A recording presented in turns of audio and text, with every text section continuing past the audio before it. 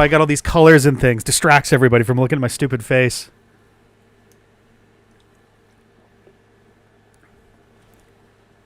I think so, yeah.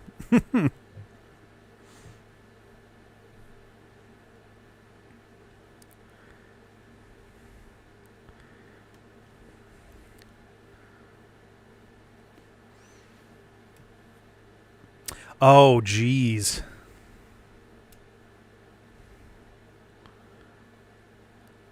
Yeah.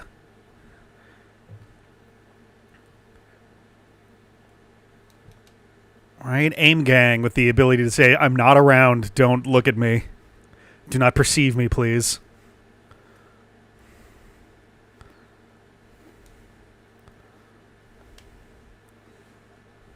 Hmm.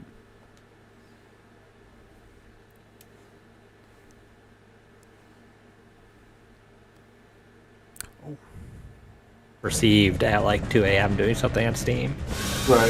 It's ever since my I Steam see died. you on Steam. Do you want to play Fall Guys? Thank Do you you, want to play Gold. Fortnite? Like, no. Oh, nobody messaged me. I play single player games. I just don't want a friend to be like, hey, you're still up. I mean, I'm not supposed to still be up, and I don't That's want to. funny considering he's the one who's asking a question since he's up.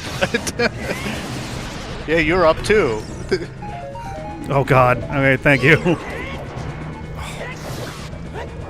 Where do I go? Oh, I got that. I just rolled that. Can you turn? Oh, I'm a fool. I forgot what shit Templars. I can actually... Oh, If you're Wait, what? here, No, wait. I got an item left. What? okay, no, Oh, I just...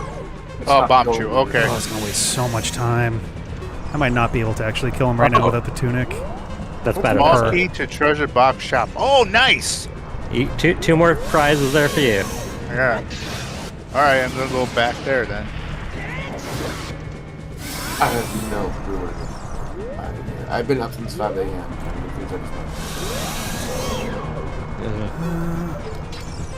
I think I can actually interact. Ah, God damn it. Oh, where do we go? Oh, there's no way that I'm going to manage this. What else?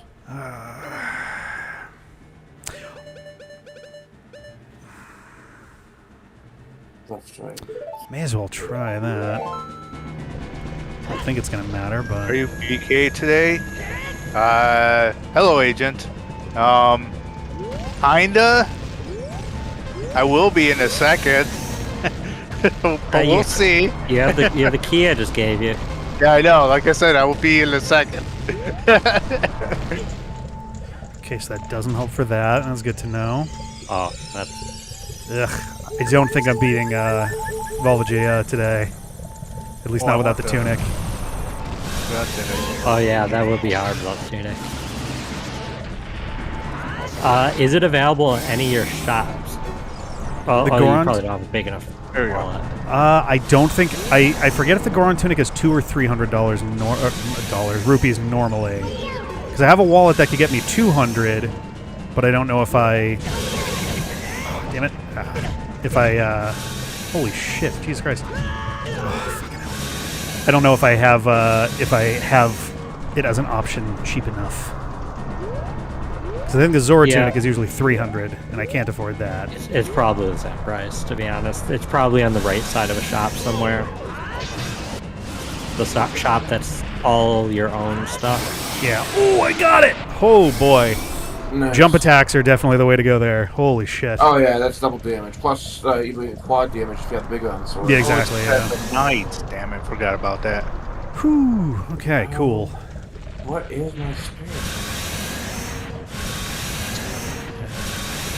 Oh, right. Never mind. I don't know where it is, but I do remember Chad telling me I can unlock the bottom of the well now. So. Oh, thank you for the hot piece. Oh, got somebody else's poacher saw. Oh, no, it's mine. Ah. All right, fair Yeah, enough. somebody then. Digest. Here we go. No. I think that goes to the carpenter, who I do have access to, so that's good. What is it? Song of Storms for the well? Yes, yep. Shadow Medallion. All right, sick. Alright, so let's go back in and do the rest of it. Now for the hard part. I may have undone it. Okay. Actually, wait a second. Link, just get off the ladder. If I recall correctly, near the entrance to the fire temple is usually a room that generates fairies, isn't there? Like in the crater? Not in the crater. I could have sworn in like... So there's that little ring of rooms in the lobby of the fire temple. I could have sworn something in that area generates fairies, usually. I may be horribly mistaken. Something in the room.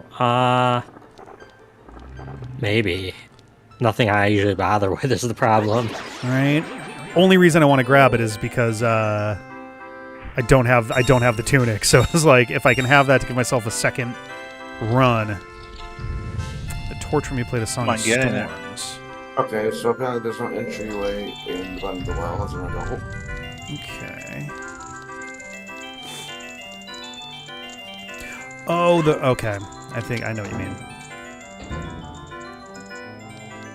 Because in my head I was like, oh, is it like a pot or something? But I'm at a loss as to what a silver scale for me. Oh, I know where.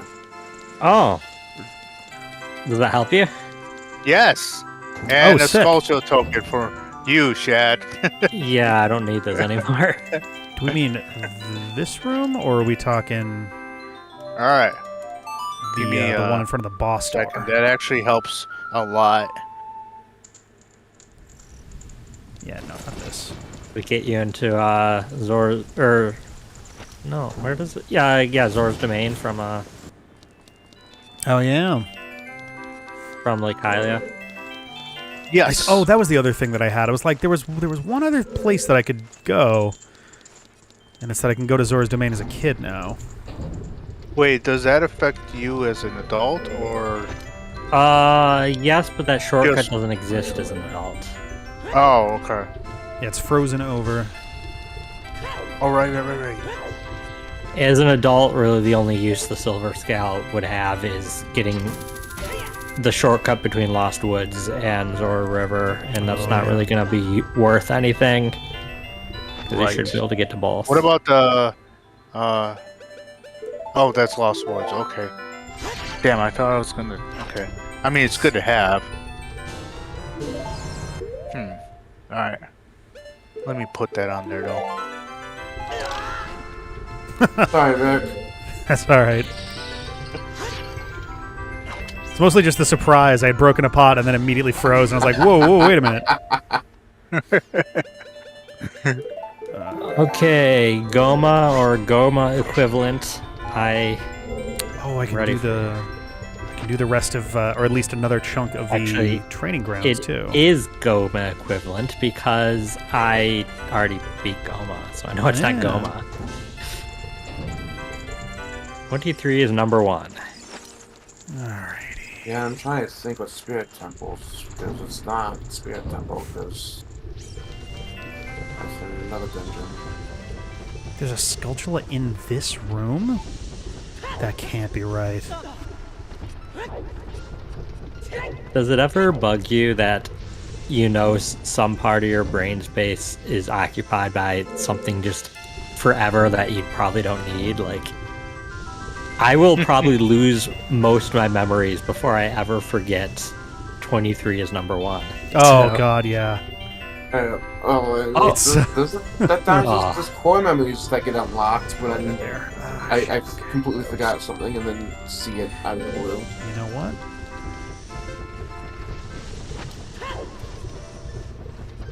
Oh. Well, I'm going to use 26 of those. Well, drop the rest of that massive ruby on the ground. I get to fight King Dodongo with no bombs, but I can use the bomb. Oh, that's bombs. good. That's what I did. Because I don't have a bomb. I mean, bomb chews in theory work, but that's awful.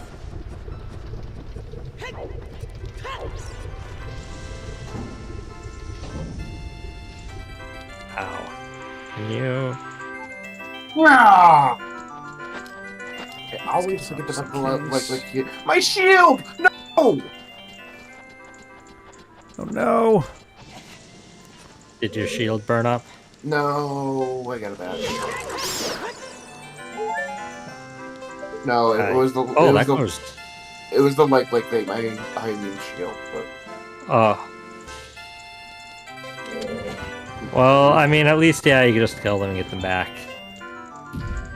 The likes are a little more than annoyance. Yeah. I am not doing this right. How do I get to that again? Okay. Should be out of the fire for a little bit. Yes, excellent. Alright, the chest under There we there. go. Finally. I think I have to fall, get there from somewhere else.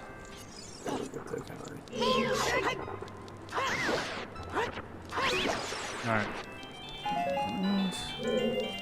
Oh, Let's see. excuse me. Sorry. There we go. There we go. 2 hits of the big orange sword is enough. Oh, big orange sword jump attack.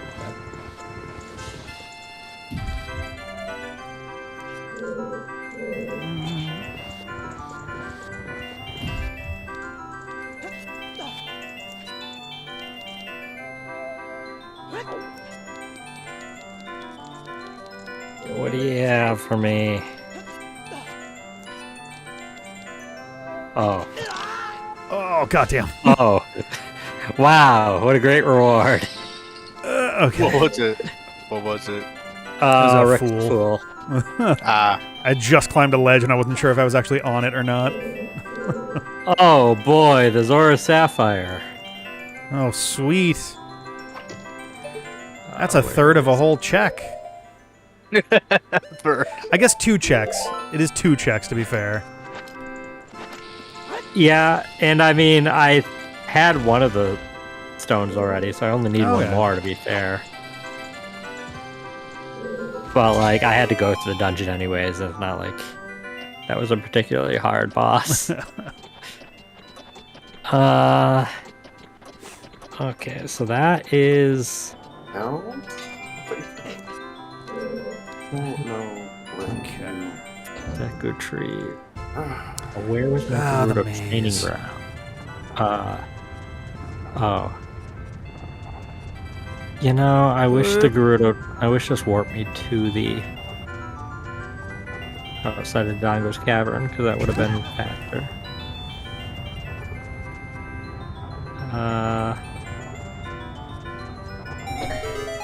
Okay.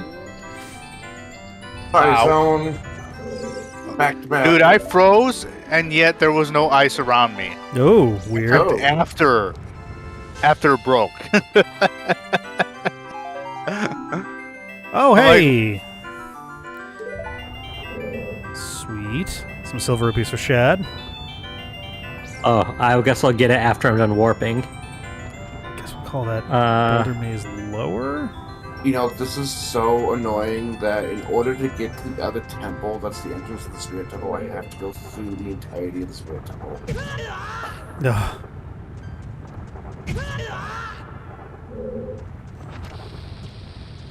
Oh, is this That's coming right, as the Nathan. same floor? Good Fuck you, on side. game. Oh. Okay, that's Ganon's castle. Sure. The kids and going on. Okay. Am I crazy or... I forget if it's on the top or the bottom. Oh, hello. Wait, what's in Fire Temple? Oh god, There we go. I don't care. All the torch slugs are kind of cute. They're definitely very weird. What, I what dig are- the little sluggy dudes that are on fire in the fire temple. They're kind of Oh, vaguely yeah. volcano shaped. Oh, I mean, the they slug barely ones? register as a creature in my brain. If we want a cute slug, that's Slug one. Minish Cap. Oh, slug yeah. up there. I'm trying to Those ones. remember. Minish Cap has little, I think they're called Slugulas. Alright. One of And those things are my kind of cute. Oh, I can hear it. stones said, "Help, I'm melting away." What does that even mean? What? One of what did? A gossip stone? The gossip stone. It said, "Help, I'm melting away," and it makes the melting sound. That's Might weird. be a clue. Might be a It clue for is. something in the ice cabin. Oh, maybe. It might yeah. also just not be a clue. be There them might be a screwing handful. around. There might be a Oh, handful that's that are true. clues.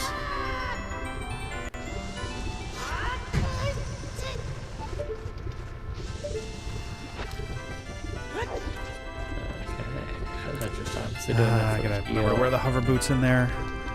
The controller I'm using, the joystick is very slippery, so tight navigation is not gonna be going amazingly well. Tom's you bastard. They say the pouch of silver rupee for Ganon's castle can be found in the market. I already got that. Well, yeah, they still say that. Yeah. They haven't gone back to check. They don't know that somebody's taken them.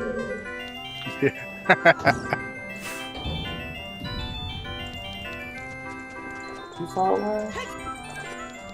Oh, it reset that Oh, I didn't too? need it. Aw. Can I just do this? Is this allowed?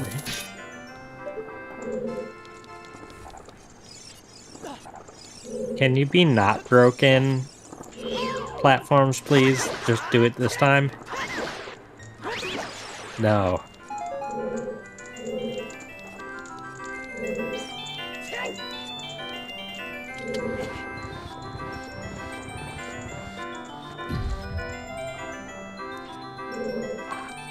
Well, I have one other trick up my sleeve.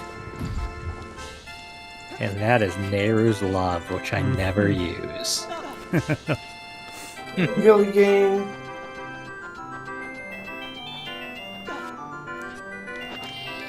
Is it Ooh, here? that was a bad throw. Nope.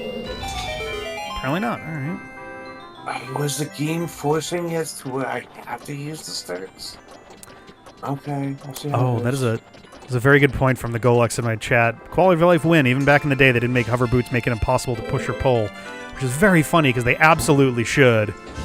Right? The whole idea is that it's like zero friction, zero gravity, all that It's stuff. okay. It's because you have the iron boots in your pocket. Oh, it's counteracting it. But yeah, you still get to walk freely if you have them both in your pocket. Oh, yeah, they're in your pocket. They're not on your feet. What if you have the iron Physics are boots? weird. What if you have the iron boots on you, but you have yet to get the hover boots? Does that? Was that Oh, yeah, that's clear? this way. I'll go this way. Oh, first. there you go. So, All right. You can Oh my God. carry up to 20 this time. Nice. A deco stick upgrade. oh, sorry, Rick. Oh no, did I get frozen? Worse. Oh boy, I got the 1 rupee. I am not very lucky. Wah wah wah wah. Oh, this is the Dumbo's cabin. I got it. Okay, so wow, all of that in those business scrubs were pretty useless. I'm missing a chest. I guess they gave Sohn more sticks. I don't know if Sohn wanted more sticks. I haven't used it in a long time. I feel like the only time that's a welcome check is if you're doing the run like where you didn't start with a sword and you're fighting with sticks. Yeah. Oh jeez, yeah. But I mean, even then, you want pretty much anything else to help you fight.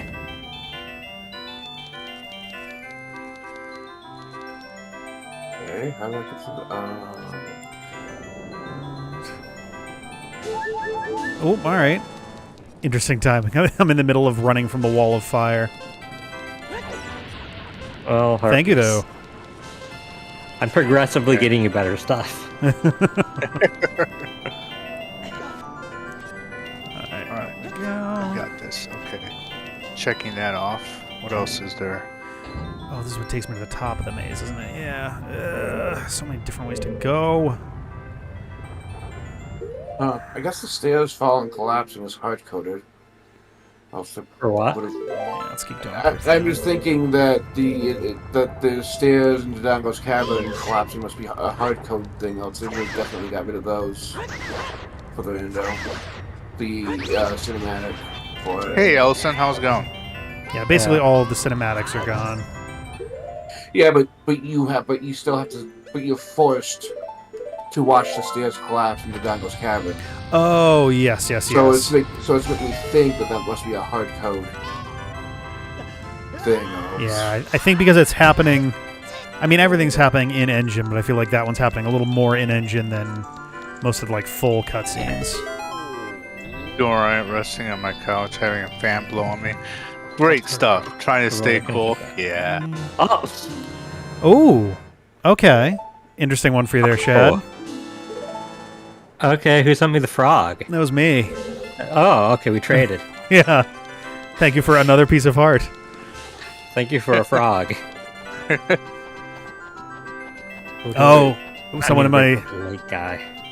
Aphotic Lucent in my chat does randomize the Kokiri swords. The Digger sticks and nuts upgrades tend to be very useful. Oh, the hard boots removing fall damage would actually also be a very interesting tweak. It would definitely make sense. Given all the other... When you're wearing them or just carrying If you're wearing them, yeah. That's that I mean, we really should have a mod that makes it so as long as you even have the iron boots, you walk slow. You should be heavy, yeah. Yeah, encumbered. Oh, God. Oh. How did I miss that chest? Okay.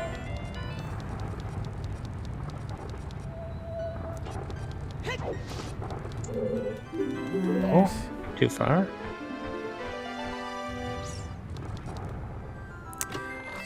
That's a long shot. Side.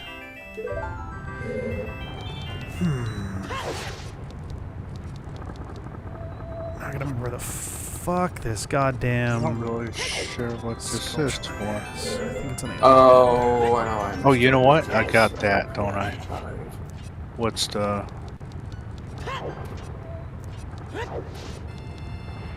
Okay. Let's see here. I have... Oh, cool. Minuet. Oh, no. Oh, wow. Thank you for the purchase. Yeah, enjoy your fancier sticks. In fact, sorry, Sohn, you don't get any stick. I gave you more. You can hold more sticks. You don't need fancy bow sticks. What is my fastest way back down? To go back up. Oh, you know what's Sohn there? You get the better end of the deal. Oh, I'm teleporting. Hold on. Where the hell? Oh, what is it? Oh. Upgraded big quilver. Okay. All right. You can hold more arrows, more of the other type of sticks. They say that outside Ganon's castle is the way of the hero. What?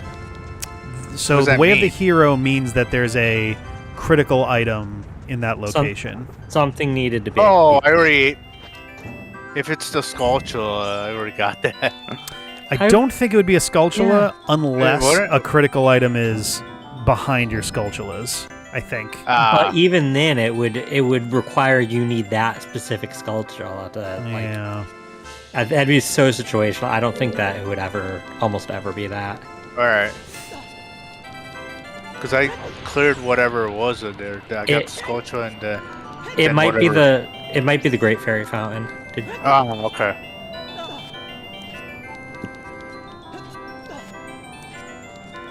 Can I really not get this without Longshot? Because that really... Wait, can I hook shot into the torch? Ooh. Oh, right. I don't know where to go. Alright. I can, even though I had no little red dot. Let's see. I'm over here, so...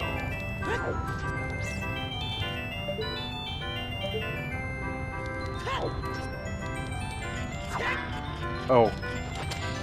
Nice. Blue rupee. Are those over here?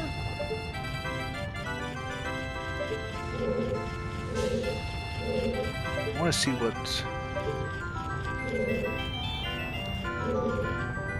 Yeah. What you got for us? Oh. All right.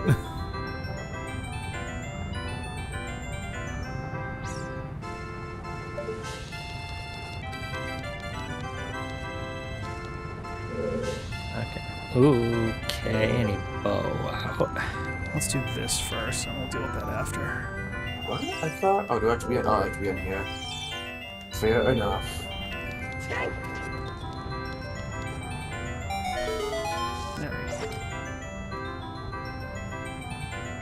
Down. Okay. You do that it?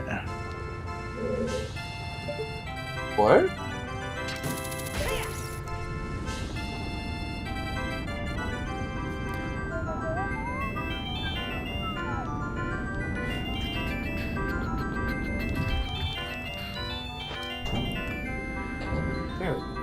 Alright. I got a sculpture, okay. Who's Yeah. that? Okay. Okay. I need 3 more to complete my collection. I am down to 3 as well. I'll keep my ears peeled. Fortunately, I know where 2 of them are, but they're very expensive. Ooh, all right, got myself. Oh, I hate this little mini game. Oh, compass or jabber jabber, which I don't want to need. Thank you. Oh, weird. Okay, so that's the one that I just grabbed. I think the compasses are not coded properly for Multiworlds. I feel like this is like the 5th time there's been like a compass, and then someone else says, oh, the same compass. Because the text on the screen was like, oh, you found the compass to whatever. Oh, yeah. It might be like the gold skull color tokens that say how much you have. Yeah. Hey, piece of heart. All right, and then the chest is up there. Okay. Let's... Is it Alright, possible so to just... what else I got here? No. Okay. So somebody's What are keys are on top of the arch here. I forget how to get up there. Dang it. I am so bad at this. Oh, God. Oh, this is so hard to do with this controller. Oh, God. All right. Rose, you I'll freaking... run out of...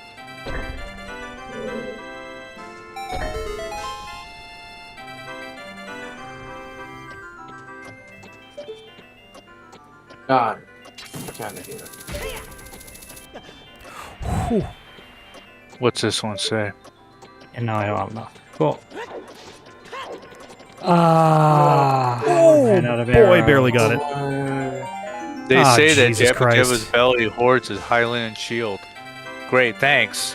Yeah, I'm sorry.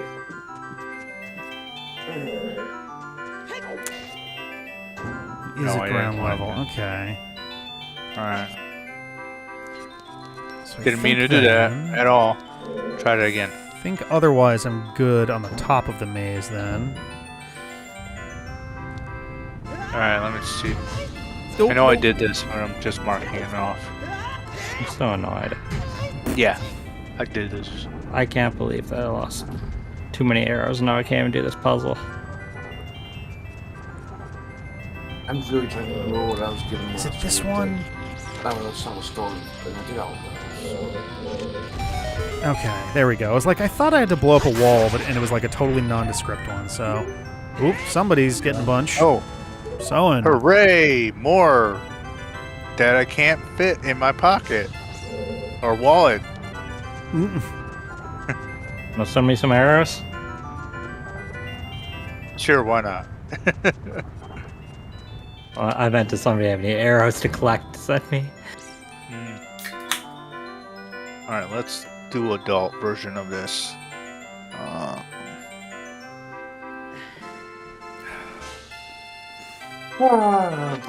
boy. Okay. Up, right, left, up, There. up. Okay, 1, Oops. 2... Oh, I guess I can scroll down on this. Yeah, 1, 2, 3. Okay, cool.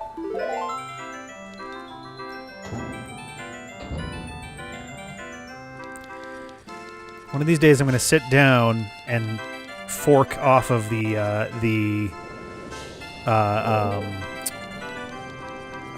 tracker code and put these names in more plain English. Oh, I'm stupid.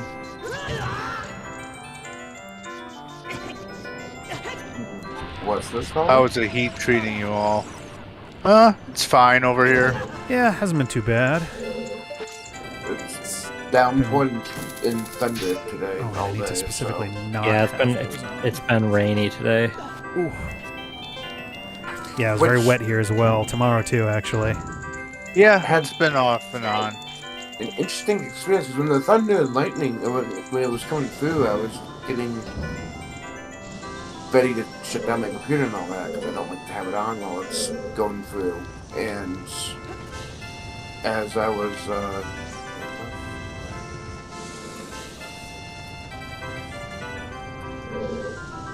Okay.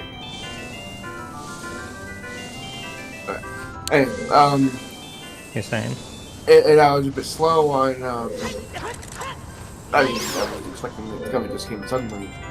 But, it did hit the power somewhat because it shut off my monitors, but yet not my computer, and they're all plugged in the same power strip. I was like, weird, but good, because I don't... So...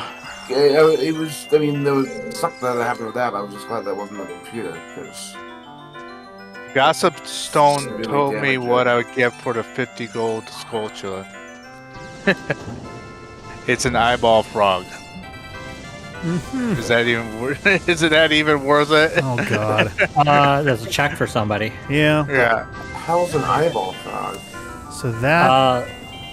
That's the trade item as an adult. You bring it to the guy at the laboratory to make the eye drops for Bighorn. Oh, actually, that would be good, wouldn't it? Okay. Yeah, it'll give a random item. It'll give one random item for somebody. Yeah. As much as I like Link's Awakening and being my favorite game of the entire series, it's unfortunate that's the one that started the whole trading event. With the what? It's the game that started the whole trading. I kind of like the trading event in most Zelda games. That's what I'm saying, Waker's most. There's Wind Waker's some- the exception. Wind Waker, that thing can go to hell. So my village well goes to Forest Temple. Nice. I need the Song of Storms, though. That's from a Gossip Stone.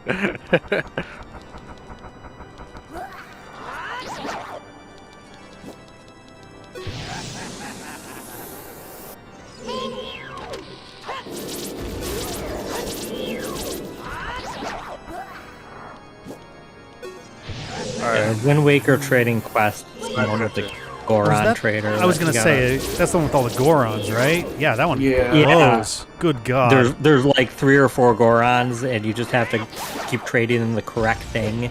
It makes The flower and randomizers whatnot. extremely fucking annoying.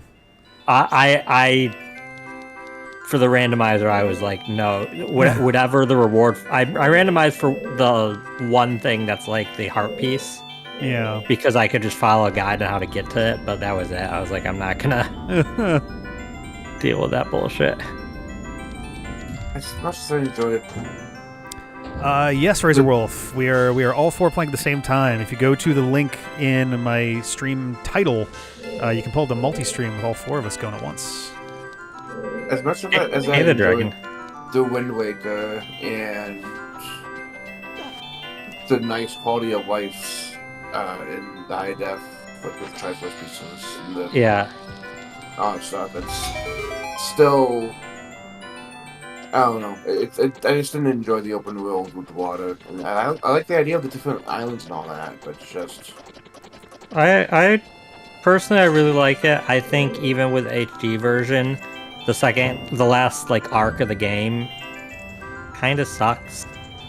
And I wish that they could have just delayed it or something. Because since they plan to have like 2 more dungeons. Yeah. And like the ones that ended up just being put into the volcano island and the like ice Kano island. Yeah, the little Those- fire ice ones, yeah. Yeah, those originally were going to be full dungeons, and I think it really hurt the game that they didn't do that. And the rumored water temple that never happened. That was probably going to be one of those, to be honest. Honestly, one of my extremely naive and vain hopes is that one of these days they will do a proper, like, real remake of Ocarina and, you know, juice it up a little bit.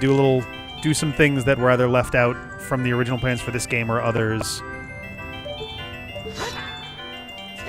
If they ever did Wind Waker, it would be nice if they attempted the same. It's like, it doesn't have to be a one-to-one experience the same way the 3DS one more or less was. Yeah, I think the reasoning before has been basically similar to the Oracle of Secrets in that they reuse those ideas in other Zelda games afterwards. They don't when they have an idea, they don't just never implement it again if it doesn't make it in the game. They use those going forward. Yeah, they incorporate it in the next one or sometime shortly after, yeah. So, like, who knows how much remains out of the original idea that they haven't already just done. But I'm not against adding new dungeons. I mean, One of the only interesting... example. Oh, go ahead. The only example I could think of where they did that is Link's Awakening DX adding a dungeon. Oh, yes. Yeah, with the shirt. Yeah, that was fun. Offense, The color defense. dungeon. Yeah. That was a very, very nice touch. Yeah, one of the interesting things I've noticed about the early material for Echoes of Wisdom, there was a tweet that showed what the Deku Scrubs of the game are looking like. And it was 3 of them, and they had a very interesting set of designs, because one of them looked a little like a young version of the Deku Butler from Majora. Huh. One of them, the leaf on its head, very much resembled a Korok mask. And the third one had little, two buns on either side in a way that greatly resembled Furore the Oracle from the Oracle's games. And I was like, ooh, if this was them sneakily, piecing together a couple of their ideas from the lost, third Oracle game, that would be a really wild surprise. Didn't didn't the princess in Majora's Mask have the ponytail-like thing, buns or whatever? Well, she had like a long ponytail, and that dragged almost to the ground. I don't remember. She might have had buns also. I don't remember. I don't remember that. I've seen her 5 billion times, and there's just so much going on in her design that I can't retain memory of. For the Deku her. Princess? Yeah. She's got a very... All I remember is for the longest time, thought that her glasses were her eyes, and they weren't, on her head. And her eyes were, eyebrows. Oh, God. I would have to look at the design again myself.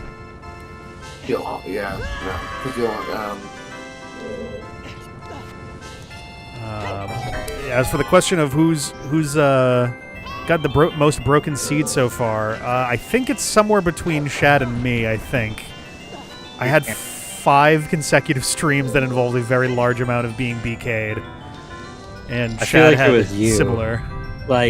Yeah, it sucks because I feel like you could have gotten the things done sooner because I had the items, the keys for the Spirit Temple, but it took me a couple weeks to realize that I had them. So We got there though. I don't think it's killed us too bad.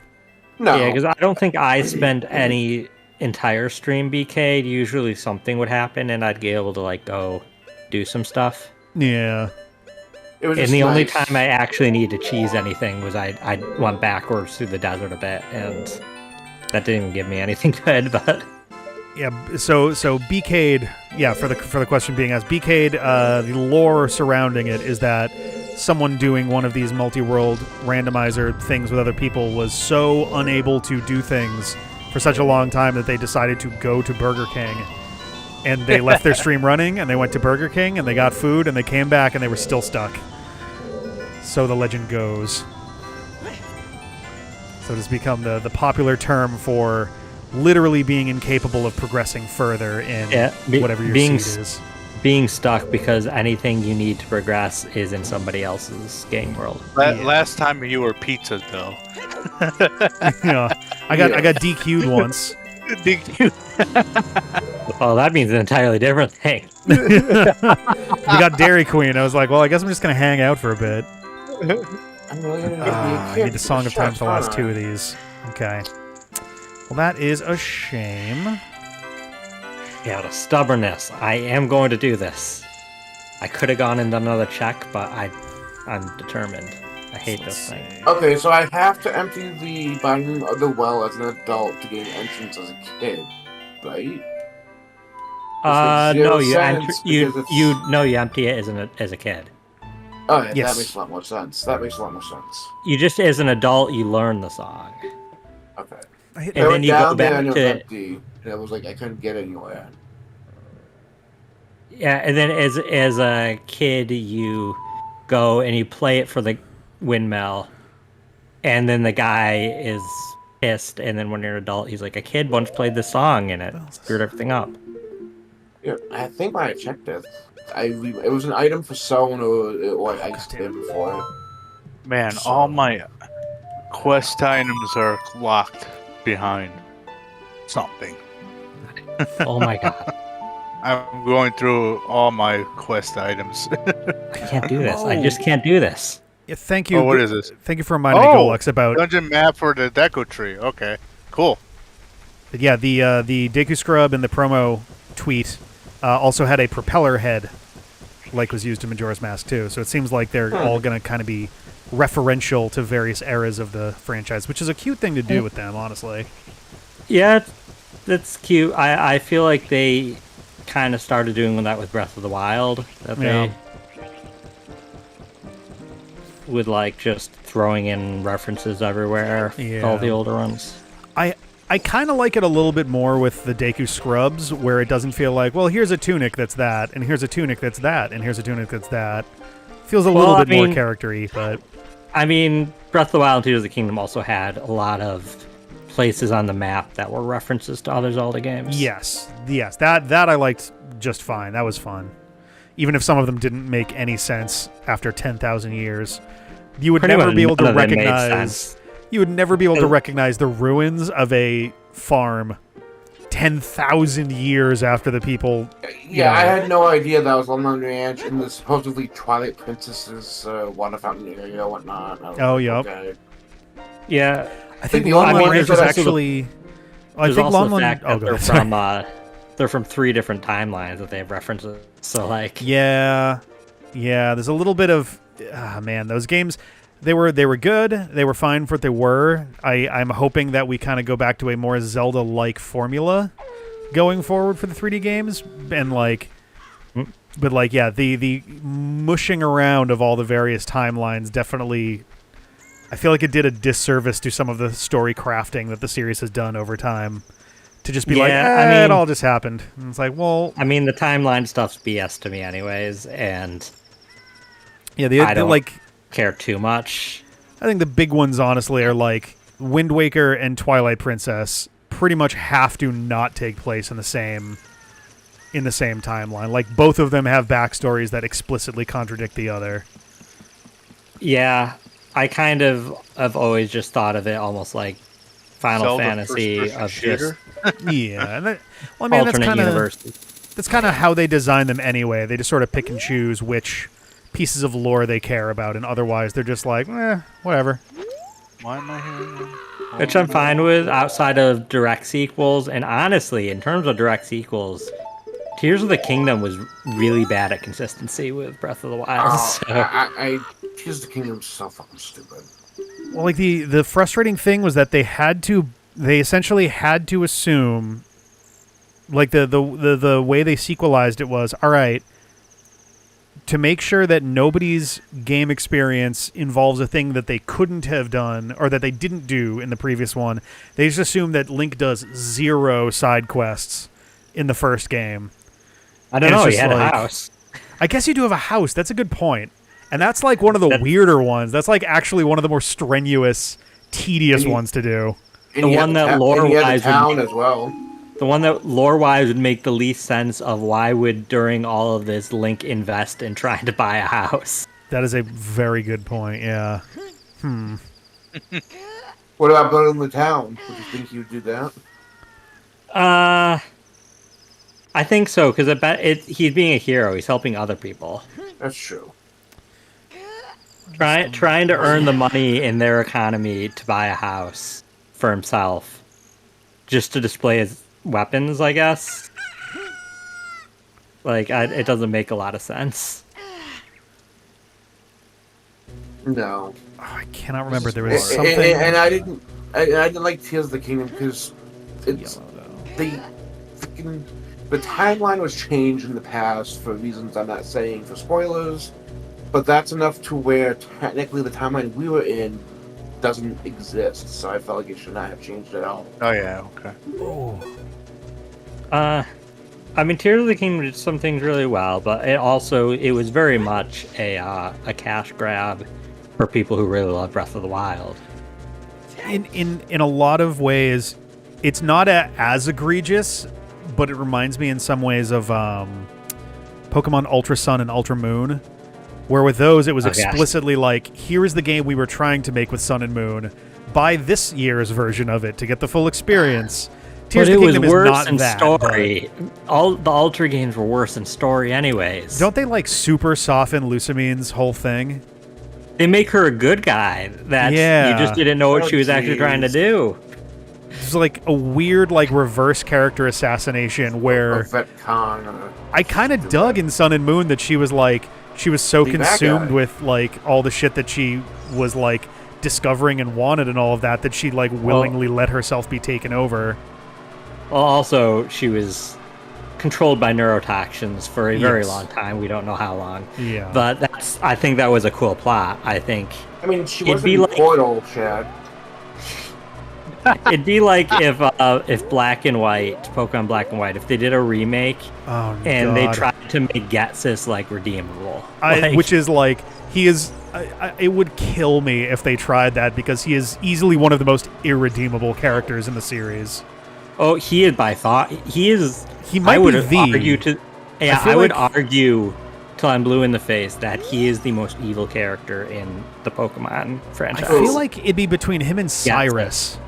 And I'm not sure... Cyrus still thought he was doing a good thing is the problem. I guess that's true. Cyrus thought the world was flawed and needed to be remade. Cyrus is the space-time guy, that I remember. Yeah. Yes, he's the one who goes to the distortion world and all of that shit, too. And yeah, no, he's fine, because he had reasons. It's not just being pure evil. He had his... They're dumb reasons, but they're reasons. Yeah, no, they are. But, and what was the name that you said, Chad, that was pure evil? Getsis. Getsis, I don't remember that one. Getsis was Pokemon Black and White. Oh, I haven't played that. Yeah, that's the only generation. Well, I literally, with the exception of 9, 5 is the only one I haven't played. Until this year, literally, I thought that his name was Gestis, with the S and the T switched. And I was reading something literally maybe 2 months ago, and I was like, oh, they misspelled that. And I looked again, and I'm like, wait, oh God. I was like, no, I've just been calling him Gestis for literally, what, like 15 years? Something like that? It's okay. He doesn't deserve a name. No. I still haven't played the sequels, and I'm very intrigued by the idea that that team, not Galactic, Plasma, yeah, had like a fracture down the middle between the ones who are still like true believers in the original stated purpose of the team versus the ones who are like full bore entirely behind Getsis and are like, oh yeah, fuck all of that. Yeah, I think that's very realistic, though. Oh, definitely, yeah. I would compare it to, because I think as a whole, Team Plasma, is, in terms of real-world comparisons, is best compared to something like PETA. I was thinking that, honestly, yeah. Yeah, where they have a very altruistic-seeming, like, message they use, but the actual organization is just so corrupted that they're actually doing the opposite. But there are legitimately people. Oh, I'm sure. Yeah, I'm sure there are people in the organization who are extremely passionate and very and I know people who are like animal rights activists who aren't fully aware of how messed up PETA is, and they're like full support PETA. And it's kind of like that. And it'd be like if it came out that, well, it has come out, but if it came out so undeniably that PETA is crap, then that's the kind of fracture. What's the name of the? Because it would also, I mean, it helps that there are other major animal like World Wildlife Fund for more wildlife stuff. But there's also, what is the other? I'm trying to remember the name of the other like major animal rights organization. Is it the ASPCA? ASPCA. Yes. I was trying to remember. I'm like, dogs and cats. yeah. I was like, I really hope that I'm not guessing wrong and about to upset a lot of people. But yeah, I think having a much more well known to be like legitimate and beneficial one helps a lot to not let PETA's weird shit like strong arm people or anything. Well, you also have to be careful. There's I always forget the name of it, but a quick Google search always finds it. But there's a website that lists not all, but a good chunk, pretty much almost all of them, of the charity events, and it'll show how legit they all are. that. Okay. Like it's nice to. You can go to the site, you can type in Directed Leaf, and it will show it's 100%. Yeah. And it will show where all the money goes. Dragon said Humane Society for Animals, yes. Okay. Yeah, there's a lot of legit ones. I think PETA, if anything, is kind of an exception to the rule. But it is funny that that generation did a Pokemon Either. what is a parody? Oh, is that what it is, Black and White? You can spoil it, I don't care. No. I'm saying PETA made Pokemon Black and Blue. Yeah, Pokemon Black and Blue. I remember that one very that generation. Yeah. Which I played through the whole Flash game. I honestly thought it was kind of almost hilarious. Like that they were. They also did a Cooking Mama one around the same time. Oh, yeah. Shake the Baby and whatnot. A while back, they did a Mario one. I remember. Oh yeah, okay. I played. You had to like save. It was Mario themed, but it was anti KFC, and you had to like very save normal. the, Mario the GB routinely. chicks. Yeah, Mario routinely deals with chickens in his. And Colonel Sanders. A Zelda one would have made more sense for that. Doesn't like Link where you actually get attacked for chickens, you know? I mean, they did do. It wasn't a game, but they did a anti-Mario campaign where they were like Mario skins raccoons and wears their skin. Oh my god! Oh Lord. Okay, that's not the lore at all, but sure. I was gonna say, like, not to mention, I don't know that there are any raccoon enemies in the entirety of the Mario franchise. Actually, the closest they get there are some Goombas. There are some Tanuki Goombas, and that's about it. The suit, anyways, like the one that's just the raccoon tail. That's the leaf. The suit is the Tanuki suit. Yeah, Tanuki suit. So it's not even a raccoon skin, anyways. It's a Tanuki skin, which doesn't exist. Right. Those are mythological. But then again, they did try to argue that Pokemon is about like abusing animals. Yeah, and Pokemon and it's don't Satanist exist, too. so they don't. Haven't you heard? It's what? And it's Satanist too. Haven't you heard? I grew up in that era. Oh man. Thankfully, my parents weren't. So was heavy that. metal at the time, apparently. I mean, a little further back, but yeah. Any of these. I do find it hilarious that we do have the satanic religion going about just to fuck with the other religions. Yeah, I mean, don't get me. Okay, that's not against the Shadow Temple. Jeez, okay, freaking me out. They don't exist. To do that. They actually. But they do it in a good way. Like they just don't they don't actually bother them. They're doing it to show proof points. Yeah, I mean they. I don't know anybody who is a Satanist. This is just what I've read, but like they're more about like. Kind of freedom and stuff, which kind of lines up with the views of, or the how Satan is portrayed biblically. Like, just full freedom as long as it doesn't screw other people over. I think And people tend to conflate Satanism with stuff like Wicca or paganism, which definitely like fall into different kind of zones. Like my best friend in high school was Wiccan. My son too. Yep. So,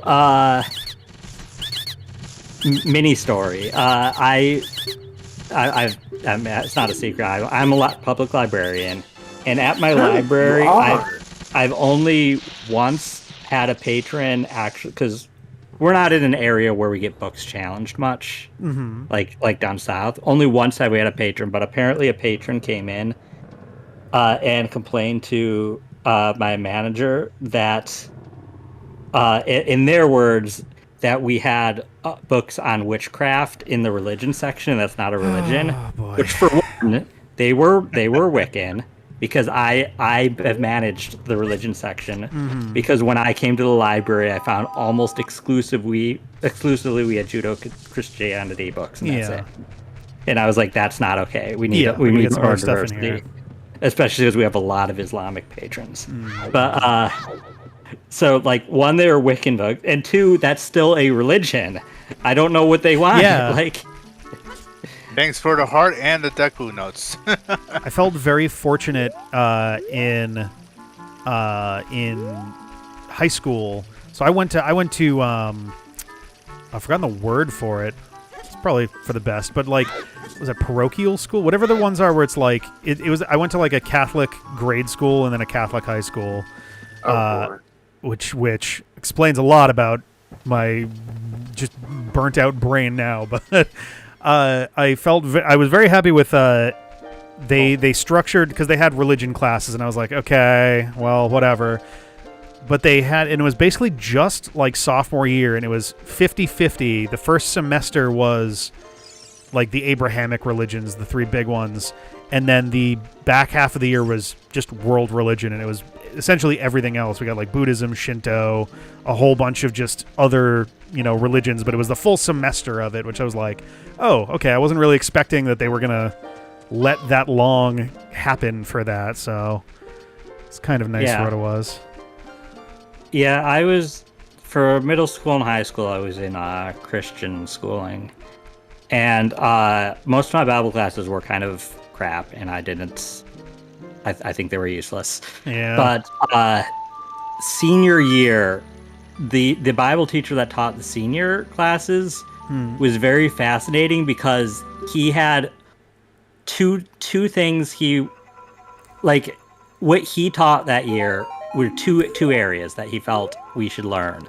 One was about worldviews. He wanted us to know all the different worldviews out there, not in a purely objective manner, because he didn't believe that we should, if we were going to follow a religion, that we should know of everything out there and not just follow like Christianity because that's what we were raised.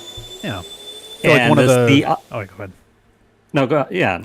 I was just gonna say that, like, yeah, one of the common things that I've kind of heard in regard to, like, especially if someone like is raised in a given religion and they kind of default to that because that's the setting they were raised in and grew up in. The common kind of question following that is like, well, have you checked the others yet, kind of thing. Like, have you actually read up on what the other ones even are? Which is fair, but it can also be kind of antagonistic and like it's like a whole thing. But yeah, and then the other thing he taught us to the other like half of the year was fallacies, because he didn't want us to back any beliefs we have on anything on using fallacies. That we needed to properly know how to dissect our own views to be able to like discuss them. Yeah. Like it was the only Bible class I felt like I got anything useful out of. Like knowing everybody should know fallacies, and a lot of people don't. Yeah. And as you can see online, people constantly use fallacies. I was about to say, especially nowadays, the so much of social media has kind of broken down into just not just like it's a weird because it's like a bunch of people using fallacies, whether they are aware of it or not, and then a bunch more people just calling everything a fallacy when it isn't. And so it's just this muddy ass discussion all the time. So that was. I don't know how much the teachers knew, or not teachers, the parents knew about that class, because some of them probably would have been a little pissed. That I was gonna say it might be for the best that they didn't, just for the sake of like the class being able to survive. Yeah, I know for that class, like one of the things we regularly had to do is we had to dissect like the worldviews it from like a piece of media, and like one week or month. I think it was a monthly assignment.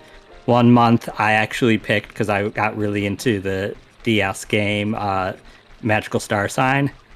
Oh, and I nice. dissected the worldviews of Magical Star Sign. Oh boy. The paper on that, which like I got 100. He like nice. Even if he didn't know much about video games, he was like, I understood everything I wrote and thought it was interesting. And so the funniest thing back in, God, I don't even know what grade it would have been. I was probably in like 4th grade or something. We had to do actually, it might have been a little earlier than that, but we had to do a book report, but it had to be like a really, the goal was to be as analytical as possible, like to really break it down as much as you could and try to like pick it apart.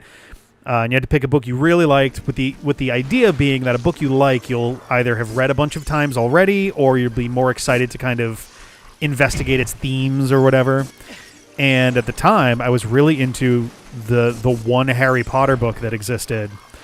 And it turns out that doing a deep analysis of those books will kind of ruin your ability to actually read them and not just kind of read directly through them. So I feel like, I don't know, it literally, like, I read that and then I stopped reading Harry Potter entirely. And I was just like, you know, as things have gone on in the, 30 years since, give or take, it's just like, oh, I feel like I probably am fine with having missed out on a bunch of that. I think I'll live. Yeah. I mean, I was into Harry Potter, but also I will readily admit that they're not like brilliant pieces of literature the way they're written. I think the key unlocking in my brain was realizing Diagon Alley is just diagonally. And then suddenly I was like, oh, like every proper noun in these books is just a word that's just being dissected. Got it. Like thoroughly changed my ability to not just immediately go, oh, what's this name mean? Oh, that's what this character is going to be then. Oh, cool. That's my frog gave. Oh, yes, the Mirror of Erised, because it's desire backwards. And like, I get it. It's books for kids. So like, you're supposed to feel, you know, smart for getting it soon. I like, mean, those are Ace Attorney names. Those are just Ace Attorney names. Oh, wasn't there? There was some that level of fun. There was something that was mentioned recently, and I'm trying to remember what it was, that the Ace Attorney localizers. Okay, as long as not spoilers. No, not a spoiler at all for any of it, but Zai's playing through Ace Attorney for the first time. So. So you've started playing those games at this point, though, right? Like you've begun. Yeah, I'm on the 3rd case. So you've by now noticed that the naming structure is extremely pun oriented, right? Oh, yeah. Apparently, the localizers for Ace Attorney, I have to go. I may have to like literally stop everything and go find the Twitter post that mentioned it. But it was like some other series that also is extremely pun oriented did the same thing, and they were like, so this would explain where all of these names came from. I'll have to, as soon as I'm done with what I'm doing right now, I'm going to go and find it, because I'm just like, oh yeah, Battle Network and Star Force. Yes. Was the explanation for why Battle Network and Star Force also had ridiculously pun-oriented names as time went on. Especially NPCs. Like, all the NPCs got names, and they were all, like, I forgot as your slowly going senile old man.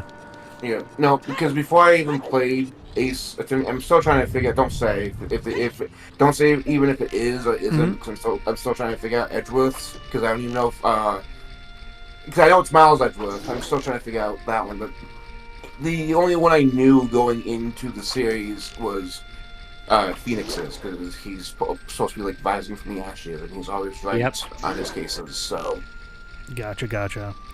that was the only one I knew going in.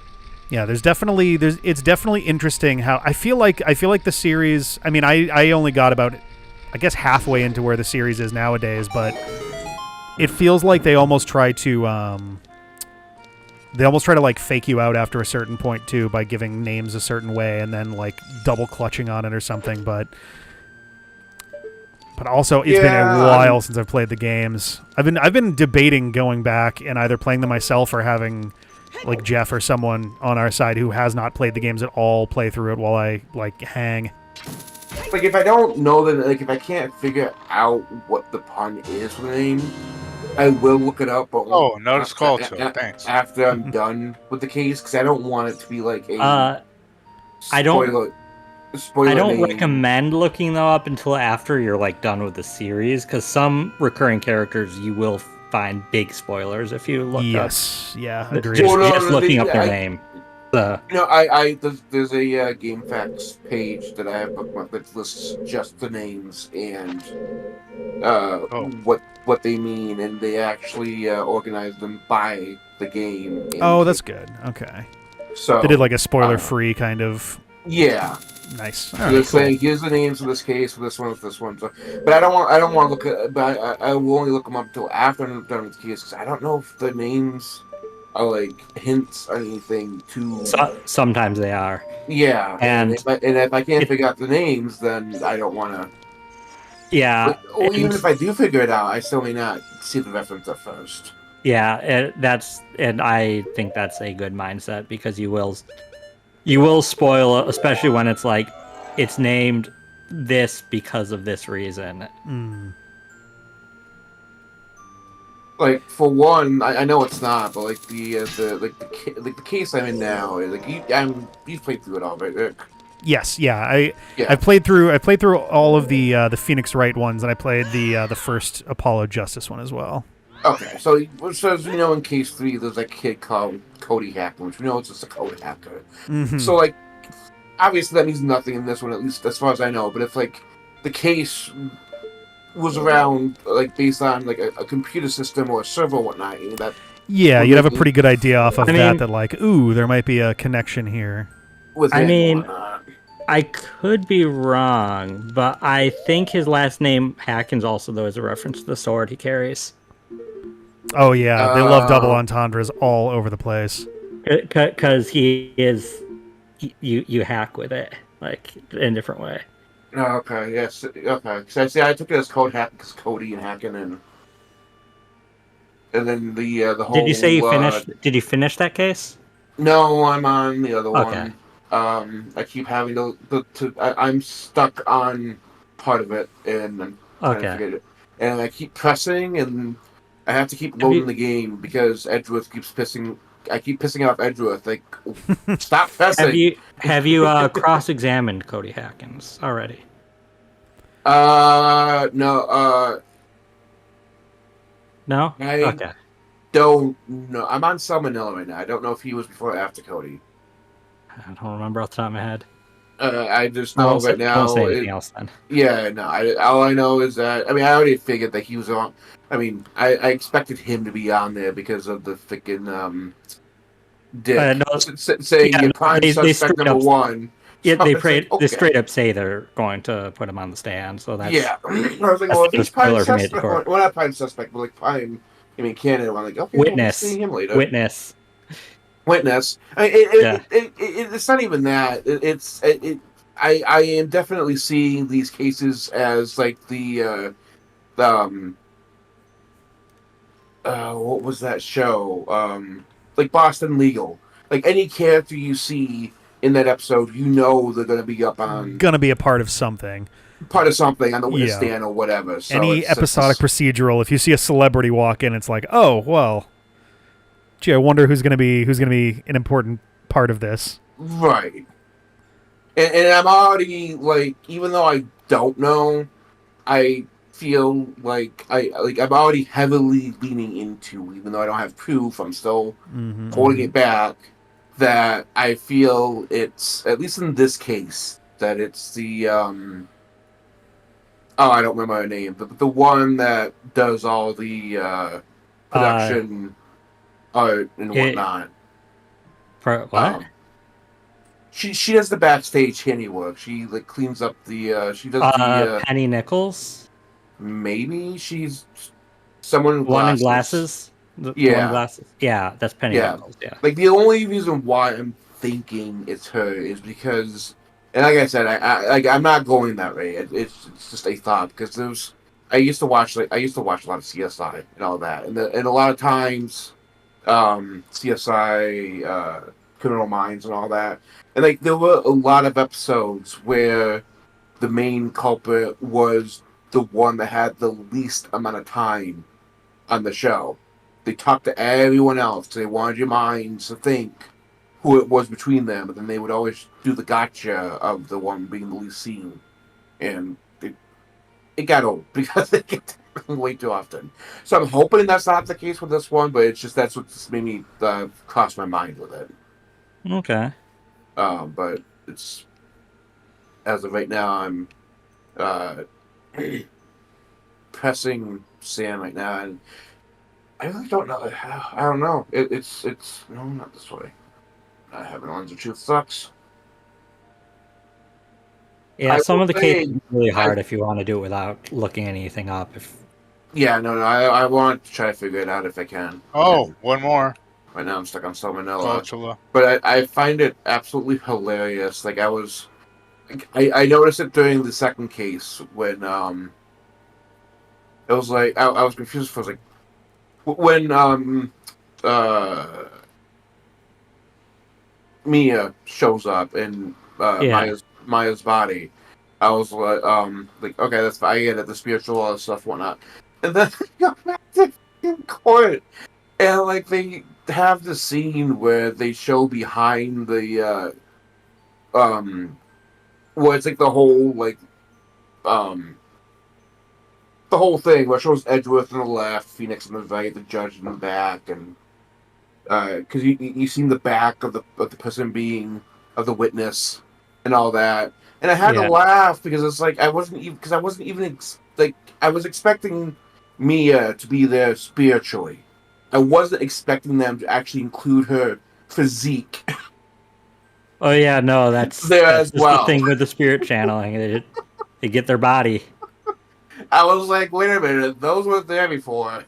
Mia doesn't have those. Okay, I can't do anything in the Shadow Temple. I don't have the boots. I don't have the lens.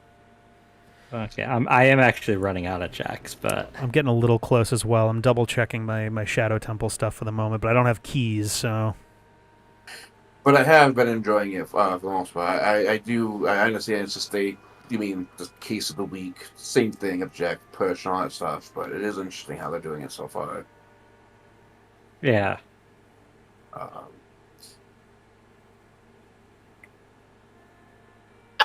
Because I've always wanted to get into it because I've wanted to get into playing the crossover with Leighton. That's a fun crossover, yeah.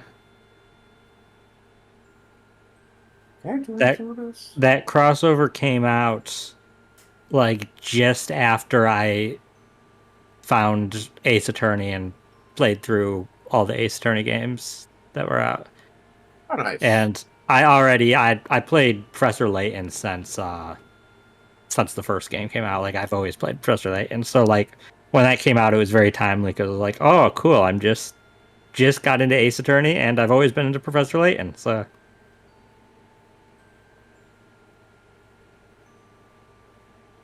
Yeah, don't know what do you when say? Leighton came out, but I know it was in my 20s when I got into it. Because I had to get them by other means to play them. for the Layton games. Yeah. Yeah, it was whenever Curious Village came out. I didn't get it like on release day, but I got it like that year, and the rest of them I pretty much got Really, at that's release day. interesting. Okay.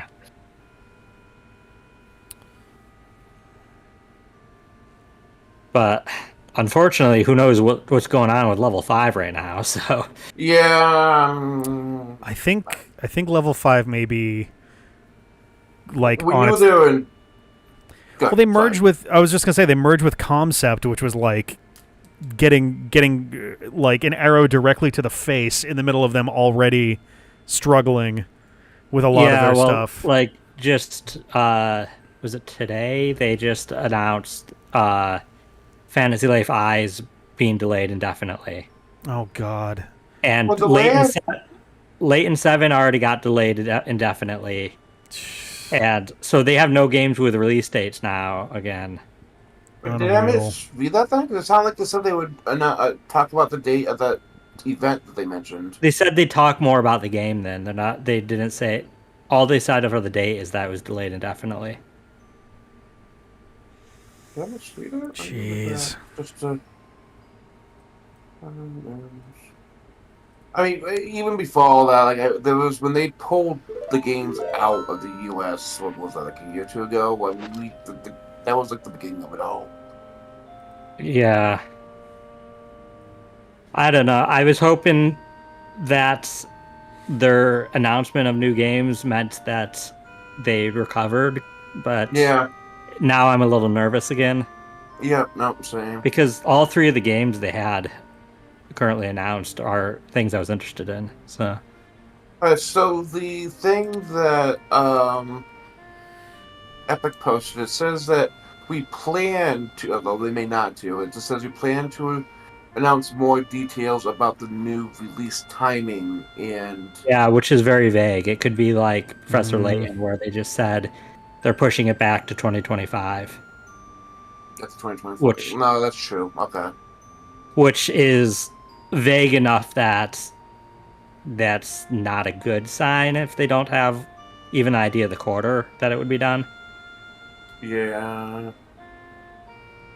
But I mean, it's not necessarily bad. I have seen, if you like look through like the responses on Twitter and stuff, there is people that are theorizing that the reason all three games don't have a release date at this point is that they've all been pushed to the Switch successor, and they wouldn't be able to say a release date then.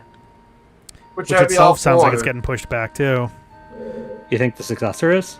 At least a little bit. It sounds because there was a report that the Switch 2 is not coming until after April of next year, and it seemed like originally they were talking more like Q1 before. No, I didn't. No, they originally they never had said when it's coming out. They just said that this year they will announce the successor this fiscal year. So that just means by the end of Q1 next year, it'll be announced. They never gave a date. I mean, my money for a while has been on like, oh, they might make Pokemon Legends ZA a launch title for it, which would be definitely a way to pick up a lot of unit sales very fast. But I think that's coming out in March. No, that has no date. Does not have a date? Okay, I thought that one did. It does not yet have a date. Okay. The only one that has a date is Prime 4, but that's just a year, not even that. Yeah, I mean, I think it's pretty dang likely that the system's backwards compatible. At this point in time, a lot of backwards compatibility, a popular thing to do is to like utilize the new hardware to have it run better. Like have a better version. PlayStation did that a lot, for example, with PS4 and PS5 games. That you can like essentially upgrade it for free to a better version. So they might do something like that to try to encourage people to buy it. I don't feel like they'll do it the Pokemon exclusively on the successor, because I think it would alienate too many fans that don't upgrade. Oh, for sure. I'm more thinking like in the way of like Twilight Princess and even Breath of the Wild, where it's kind of either a dual release or it's one where it's just like, it's 4-1 and you can play it on the other or something. Yeah, I do know that back when Thousand Year Door, when the remake released, people found in the code some code that like enables to like toggle on 4K that people think that might be like for the successor. That if you're playing that game on the successor, you get better performance. Interesting. All right. And so that might like people are thinking that might be a sign that they might be doing that with some games. But say that again. I'm sorry. I was trying to watch this Thousand Year video. Door, there was something found in the code to toggle on 4K, Oh, which obviously doesn't apply to the Switch. But like, if it's meant to be for anything, it might be for the successor to just enable some later releases so they have better performance. I know some people have been able to unlock the Switch. The ones that mod the Switch. Yeah. Could be like 60 and whatnot. Yeah, the fact that there's anything referencing it in the code just does make it seem like they might have intentions with that. Mm-hmm. But we'll I'm sure we'll see. Like, It would feel like I'm still expecting the successor to be announced this fall, to be honest. yeah. No, I would say I'd be surprised if they didn't announce it before Thanksgiving, because if they can put up pre-orders during the holiday season, that'll be the big money maker there. God, please let pre-orders be easier to get than the Switch was.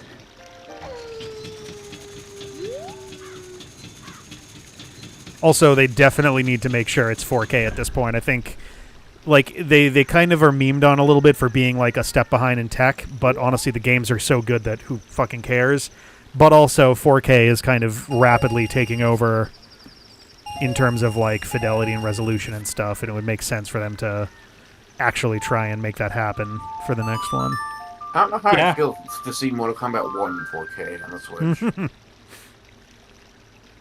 I would say my usual, I want native versions of the Kingdom Hearts games on Switch, and I do for other people at this point, but I won't buy them again now that I have them on Steam Deck. So, Are you serious?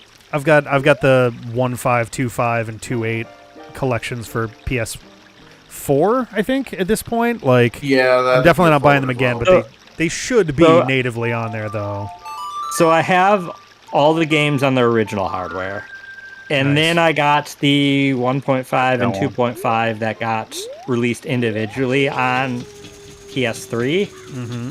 And then I have the 1.5 plus 2.5 collection on West. PS4 as well. Is that the story so 2.8. far, or is that 2.8? No, story so far included 2.8 also, yeah. Okay. I wasn't going to buy it yet again for the same Yeah. platform at that point because I got 2.8 separate there. And then I bought 2.5 on the Epic Games Store just because I wanted to stream a randomizer earlier this year, and I did that. You did a Kingdom And- Hearts randomizer? Kingdom Hearts 2 randomizer. Jesus.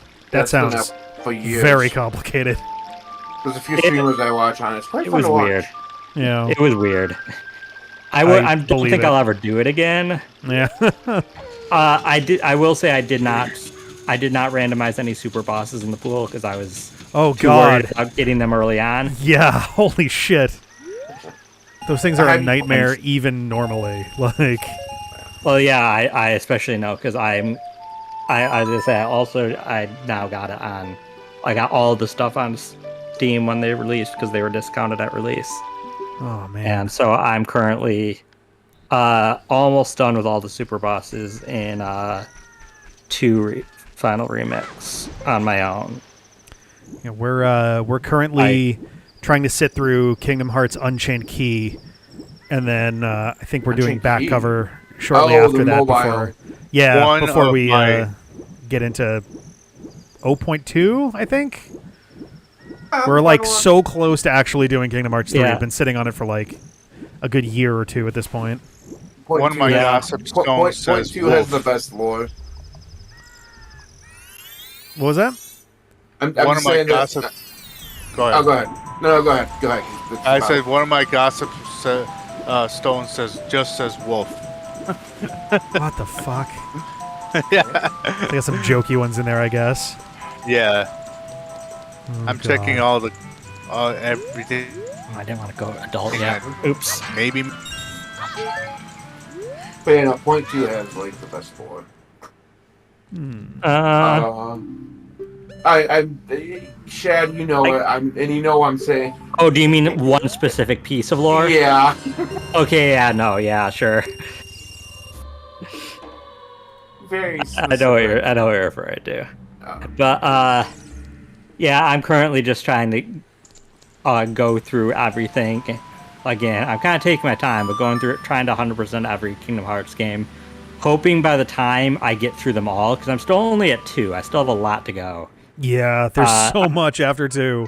I'm hoping by the time I get though. through 100%ing them all again, Yeah. that maybe by then we'll have an announcement for 4. Yeah, I mean more than the teaser we got like what 2 years ago at this point. An actual like release window or something. Yeah. So we've had some interesting luck on our channel where every time we get to the end of a franchise play, it syncs up almost perfectly with the announcement of a new game. Happened with us for the Mega Let's Play. Mega Man 11 got announced right as we were starting to wrap things up, and then the same thing happened with oh my god, I think with Kirby. Actually, we wound up getting I don't think it was Dream Buffet. It might have been Forgotten Land that got announced like right as we were wrapping that up. I think it was Forgotten Land. And I'm kind of hoping that when we finally crack into Kingdom Hearts 3, it'll please do that for us. Yeah, it'll like we'll get 3 episodes in. It'll be, by the way, that's also just kind of like a streamer curse thing that like oh yeah, like I've had it happen with numerous times. The most recent was I last year did a 1000-Year Door ROM hack. okay, And like halfway through, they announced the 1000-Year Door remake. nice. Which I was like, cool. Am I gonna have to play through 1000-Year Door like 2 years back to back? I mean, I will. But The funny one was when we first did the legendary Let's Play. When we first did it was just core titles. We were like, let's play all the main games. So we did like Zelda 1, Zelda 2, Link to the Past, Ocarina, all that stuff. And right after we finished that up, we were like, hey, you know, there's the 3D Ocarina remake, like the 3DS one. Maybe that'd be a fun thing to kind of do as like a little bonus lap at the end of this. And we were thinking about it and was like, you know, they did the Ocarina one. They probably, why wouldn't they do a Majora one also? And we were looking at like, all right, if we start this in January, Majora's Mask came out, at that point it was like 25 years ago that April or something. And it's like, okay, maybe if we do, or like 15 years ago that April, whatever it was, but like if we do Ocarina right now, we'll probably finish up right in time for them to put out Majora. And we got like 3 or 4 videos in, and they were like, oh yeah, by the way, Majora's Mask 3D coming in like 3 weeks. And we're like, oh, February. Oh, so you're the reason sick. That we got a botched Majora's Oh Mask. man, don't even You're get. the reason we got that garbage. God, it was so upsetting because Majora, like, it's such a monkey's paw thing too. Because honestly, if there was one thing I would want Majora's Mask to correct, it would be the time warping, where it's like, oh, I want to do this thing, and it's at 2 a.m, so I have to warp to 6 p.m. and just do nothing for like 15 minutes.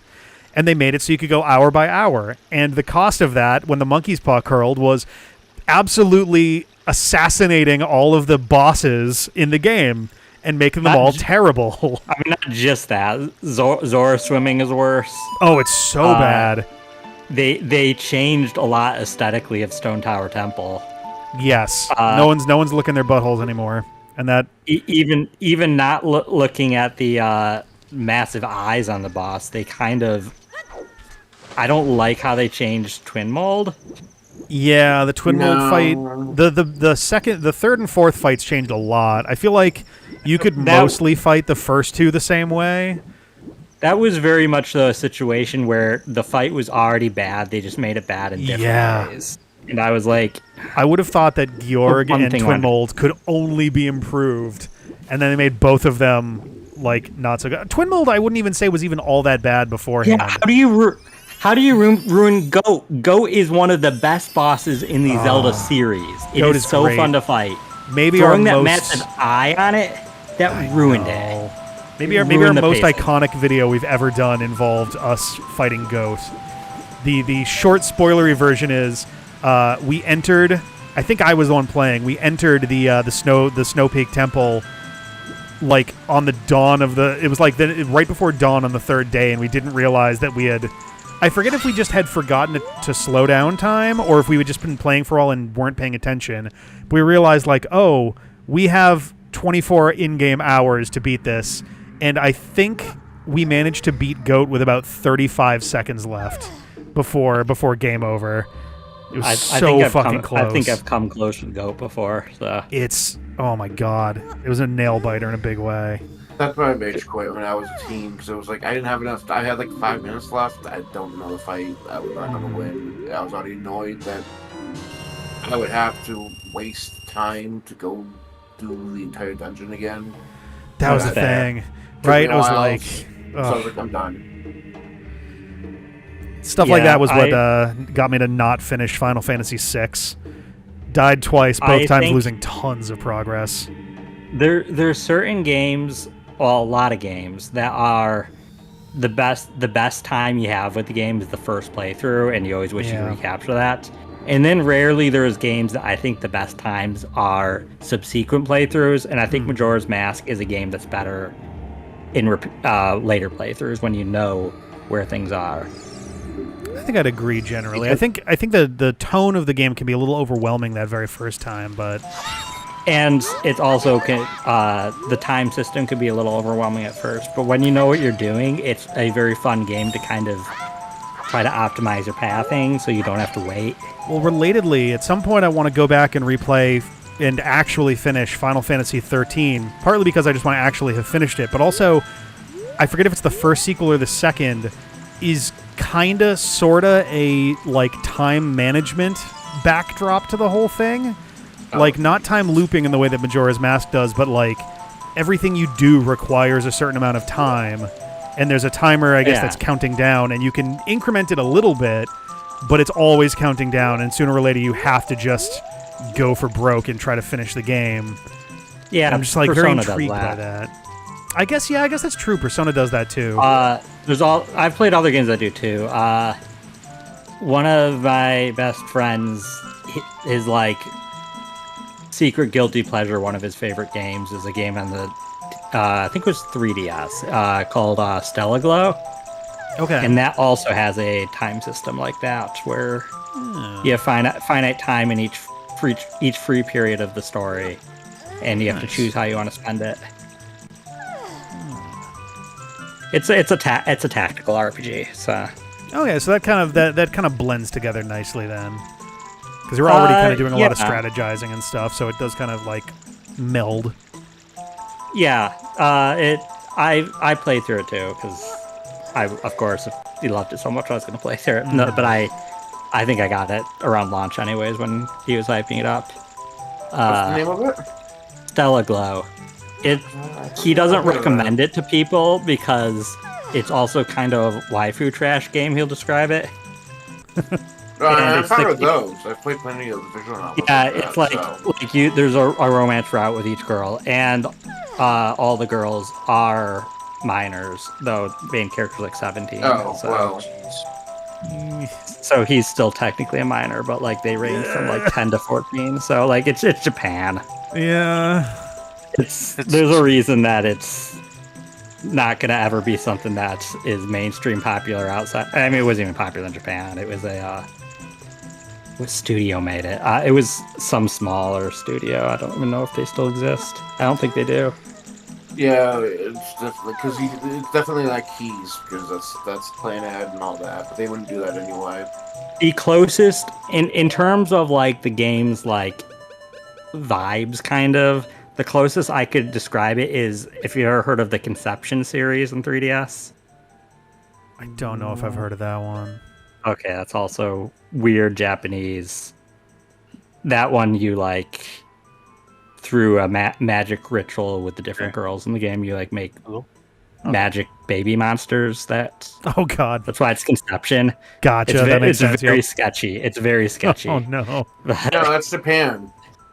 Yeah, no, that is Japan. But oh boy, Japan. The weirdest Japan game that I really got into was Field of Magic XYXX, and its sequel to Rub love Rabbits. those games. Rub Rabbits, Yeah. too. Yeah, those were incredible weird ass games. Yeah, I think those are underrated gems. Extremely, yeah. Feel the Magic is one of the first games I think of when I think of the DS, because Same. that's the kind of quirkiness, like, because that was a launch title and I got it, and it was like, was it Atlas that did those? I don't know if it was Atlas. I know it was Sega. I think. I'll check. I can check. Oh my God! I- Feel the Magic says developer was Sonic Team. Okay. I do That is know somehow that- much funnier. I do know. I'm like, I need to get back to. I'm like 4 or 5 chapters into Like a Dragon, Yakuza 7, and I ended up, as soon as I saw that I could get the music from Feel the Magic, I could unlock it in there. I was like, well, I guess I'm learning how shogi works. That sucks, because it was a shogi prize. Holy shit! This is kind of hilarious. So, Sega dissolved United Game Artists, who made Space Channel 5 and also Rez.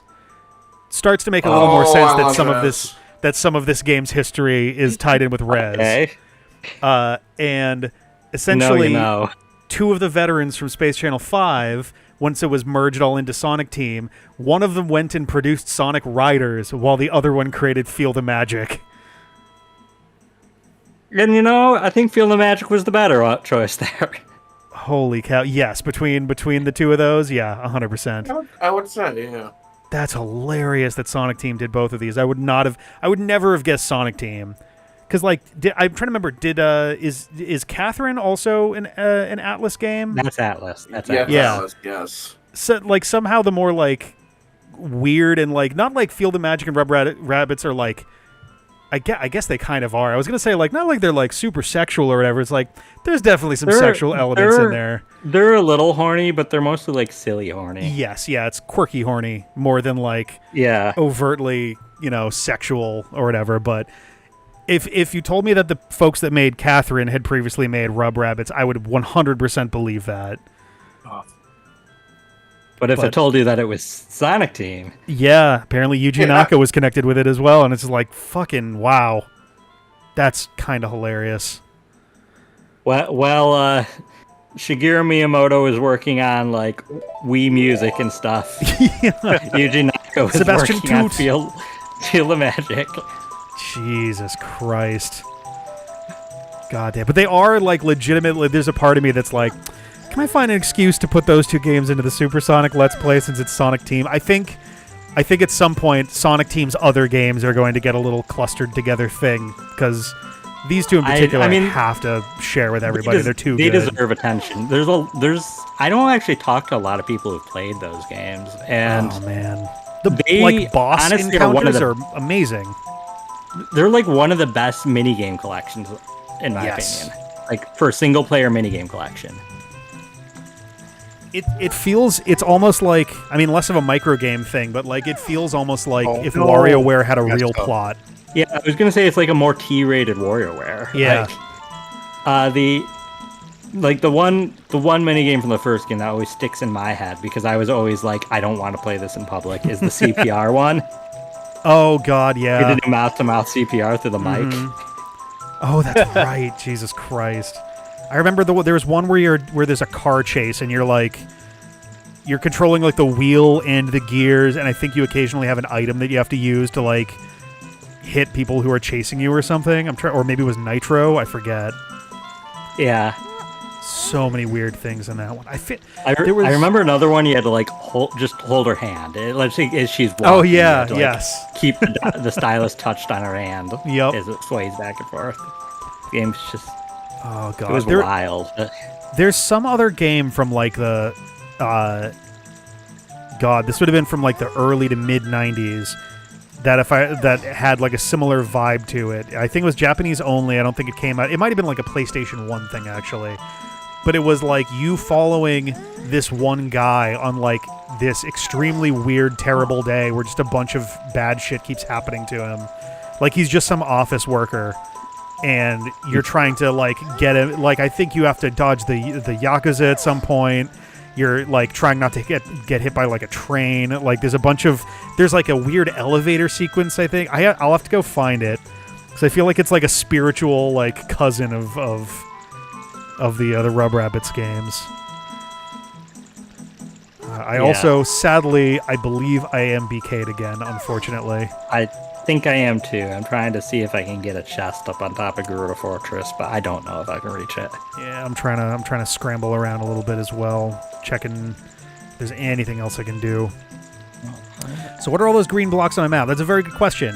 So the two that are on the left, the little one is the Gerudo, is the, you have to talk to one of the carpenters. Oh, hilarious. Nah. You have to talk to one of the carpenters after you save them, but I don't have the keys for the Gerudo hideout, so I can't actually talk to him and then get... That's supposed to be the membership card drop. The big one is the Gerudo training ground, and I can't progress until I have the last set of 5 silver rupees.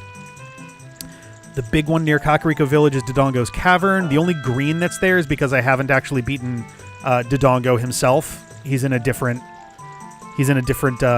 thing. I guess I should probably mark off the boss of the... Whoops. Oh, shit. Here we go, finally.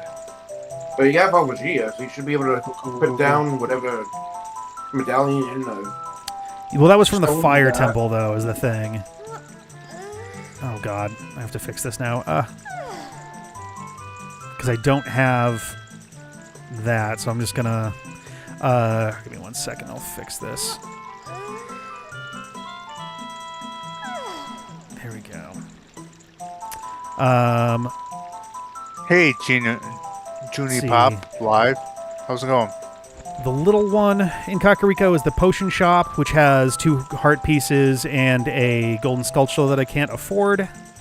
The big green one near the Lost Woods is the Forest Temple, and I don't have the boss key, so I can't get to the end of that. Over on the child side, we have the giant pot that I can't activate because I don't have Zelda's Lullaby. The big square is Dodongo's Cavern again.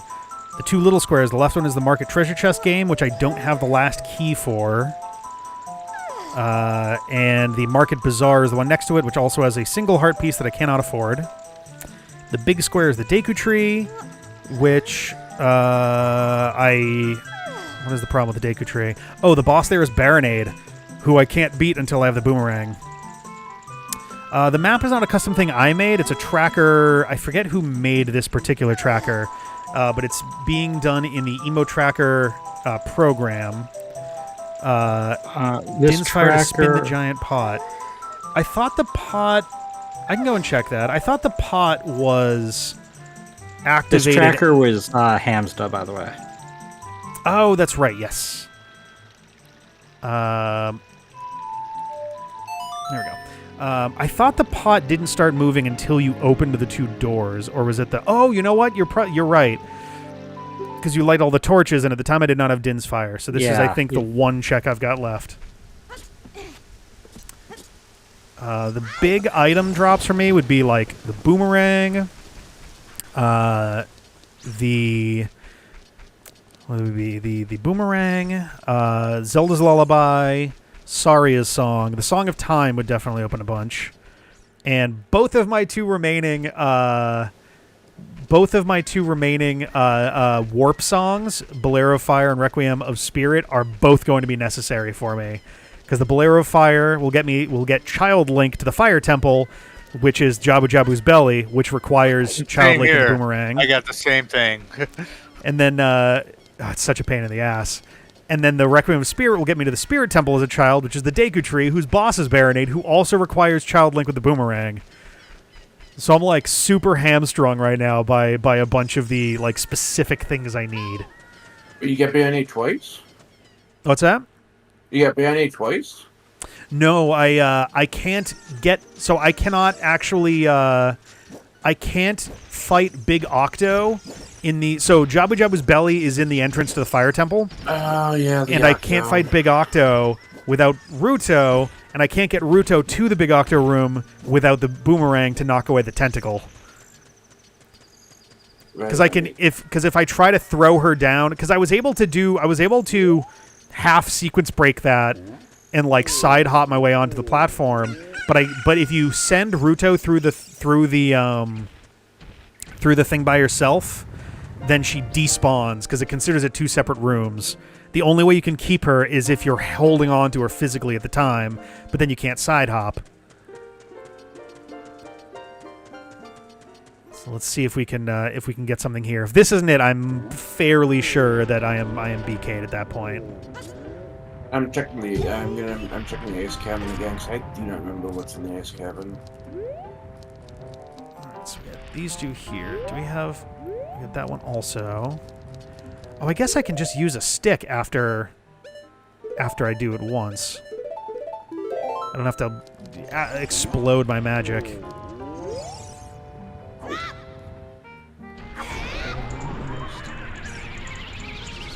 I think I missed something in the Great Decker Tree. Oh, frick. Oh, this did hit that one. That's nice. Okay, there we go. I love... Does Link always spin when he activates the pot? Because I feel like every time I've played this game, Get that. regardless of how I do it, he spins in place when the thing starts. Yeah, he spins when it starts. Okay. We're doing what now? What? He spins doing what now? When you activate the spinning pot. Yeah, the giant pot in Goron City. Oh, yes. How do you activate that again? That's what I want. You have to light the 4 torches that are... Oof. You have to light the 4 torches that are down in the bottom floor. Which normally, I think the idea is if you have... if you've opened the door to Darunia's room, I think it lights the first torch. Or no, he's got torches inside his room that are always lit. But if you have Din's fire, you can light them on your own. I don't know if I pulled that off. Thanks for reminding me. Hold on, let me go check that. Oh my god, is that my Requiem of Spirit? Oh no, it's Blare of Fire for Zai. Oh, fuck yeah! That should be pretty big. Okay, well, I'm going back as kid now. Nice. What's inside your fire temple? The Sphere Temple. Oh, nice. I just haven't that's a been big able one. to access the kid yet. Yeah, that'll be a good one, because there's the section you have to crawl into. Yep. Nice. That's at least like 2 or 3 checks there. Well, I mean, yes and no. There's only one room I haven't been able to check because Nintendo purposely made it that we couldn't use Din's fire in there as an adult, which is the 3 torches in that room. I have been able to traverse both sides because since I have long shot, I just long shot the chest on the other side, on the kid's side, to explore the other side of it. Yeah. Where is it? What do I do now? I should have come here. I don't think there's anything meaningful in here. Yeah, no. Yeah, when we're talking about DS games, I think of when I think of the DS. One of the other obscure ones, not sure if you've ever heard of Lost Magic. Yes, I own it. I still have it, actually.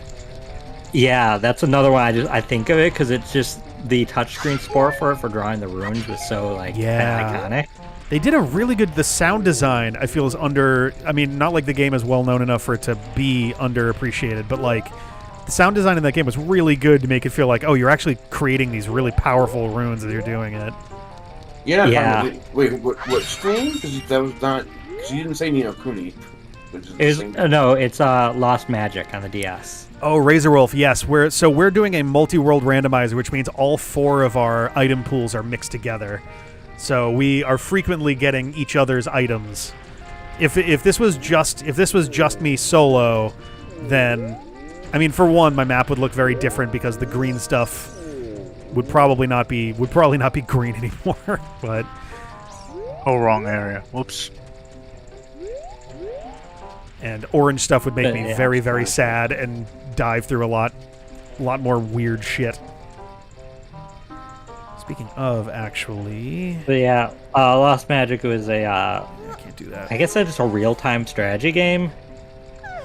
Yeah, I'd say so. That you cast spells by drawing runes on the touchscrreen. And you kind of had to memorize them to actually do well. Yeah. Another one is I think it was called Pac Picks. You drew Pac-Man and cute, yep. Make him eat ghosts. Nice. I really loved like the early experimental DS games that were like really used the touchscreen creatively. Right. I feel like unlike Brain Age. Brain Age did it plenty. It was almost more of a app than a game. I feel like the various forays into dual screen gaming for Nintendo was like a bunch of people cared for a very little while. Nintendo cared for a little bit longer, and then everyone just kept abandoning the second screen functionality. Between the DS and the 3DS and the Wii U felt like the worst. It felt like Nintendo did it and Zombie U did it, and that was basically it before everyone was like, whatever. Hey, even with 3DS, hardly anyone used the 3DS aspect of it. Because you had the stereoscopic 3D, yeah. You had to hold the system in such a right way for it to work. I mean, for the know how augmented many reality games, kind of angle of it, yeah. You know how many games use the Switch's HD Rumble? Oh god, literally the only one I can think of is Kirby Star Allies. 1-2 Switch used it. I remember especially well. There was that was for like the code cracker. Oh, nice. Yeah, feel how many marbles are in a box by That's moving cute. it around. But like Kirby Star Allies, if you beat the final extra stage and then put your Joy-Con on the table, it vibrated in a way where it played the Green Greens theme physically through your controller. Wow. Extremely clever shit. But yeah, Nintendo loves to make up gimmicks and then use them a little while and abandon them. Right? It's like, I think they never really lost their soul as a toy company. But the problem is that, like, toys are meant to be used one way and then put away. You know how much I actually legitimately liked the Game Boy Advance e-reader, and they did not do much with it. I never had one. I always wanted one. I had one. I had some Animal Crossing cards to like, one of them like unlocked like an NES game in Animal Crossing, which is cool. The big thing that I always wanted it for was whichever, I think it was Mario Advance 4, was Mario Brothers 3? There was, I think, one of those cards that came with because the e-reader came with like some assorted cards. I think one of those was a Super Mario Advance 4 card. I had like some that were just old NES games. I had some of the Pokemon cards, the TCG cards, which just had mini games in them. And then I had Mario Party E, which was an interesting concept, to be honest. I mean, it only had like 5 mini games, so it was a super replayable. Thing, it was a cool. Like I think the e-reader was a really cool idea. Admittedly, cards are a very flimsy, bad medium. Sorry, Vic. It's all right. Like already, I'm sure plenty of that is pretty much lost media at this point. Like, thank goodness they keep releasing the Super Mario Advance 4 stages in other ways. Where's the lit fire constantly? Inside Darunia's room, I believe. The one you have to do like Zelda's Lullaby or whatever? That's the big problem. So I have Din's Fire, which is the only reason I was able to light them at all. Yeah, you either need Din's Fire or you need Zelda's Lullaby to get into his office. Well, so much for that. No, sorry. Yeah, I think I am. Thought I had to check there, to be honest. I have one thing where if I can leave a room in a way that they don't normally intend you to, I can get a couple more checks, but I'm waiting for the sun to set. Oh, you still don't have the sun song? I don't either. No. Oh, God. I mean, I have so few checks left right now that I don't mind waiting a little. Gives me something to do.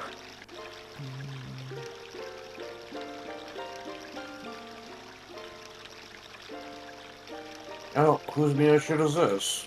Oh, my mirror shield. Yeah. Yeah. But yeah, you know how many Nintendo hardware we've had microphones on for Nintendo to like pretty much not do anything with? Yeah. Jesus Christ. Like, I remember not long ago seeing one of the Switch successor rumors saying that it was going to have a microphone, and I was like, why?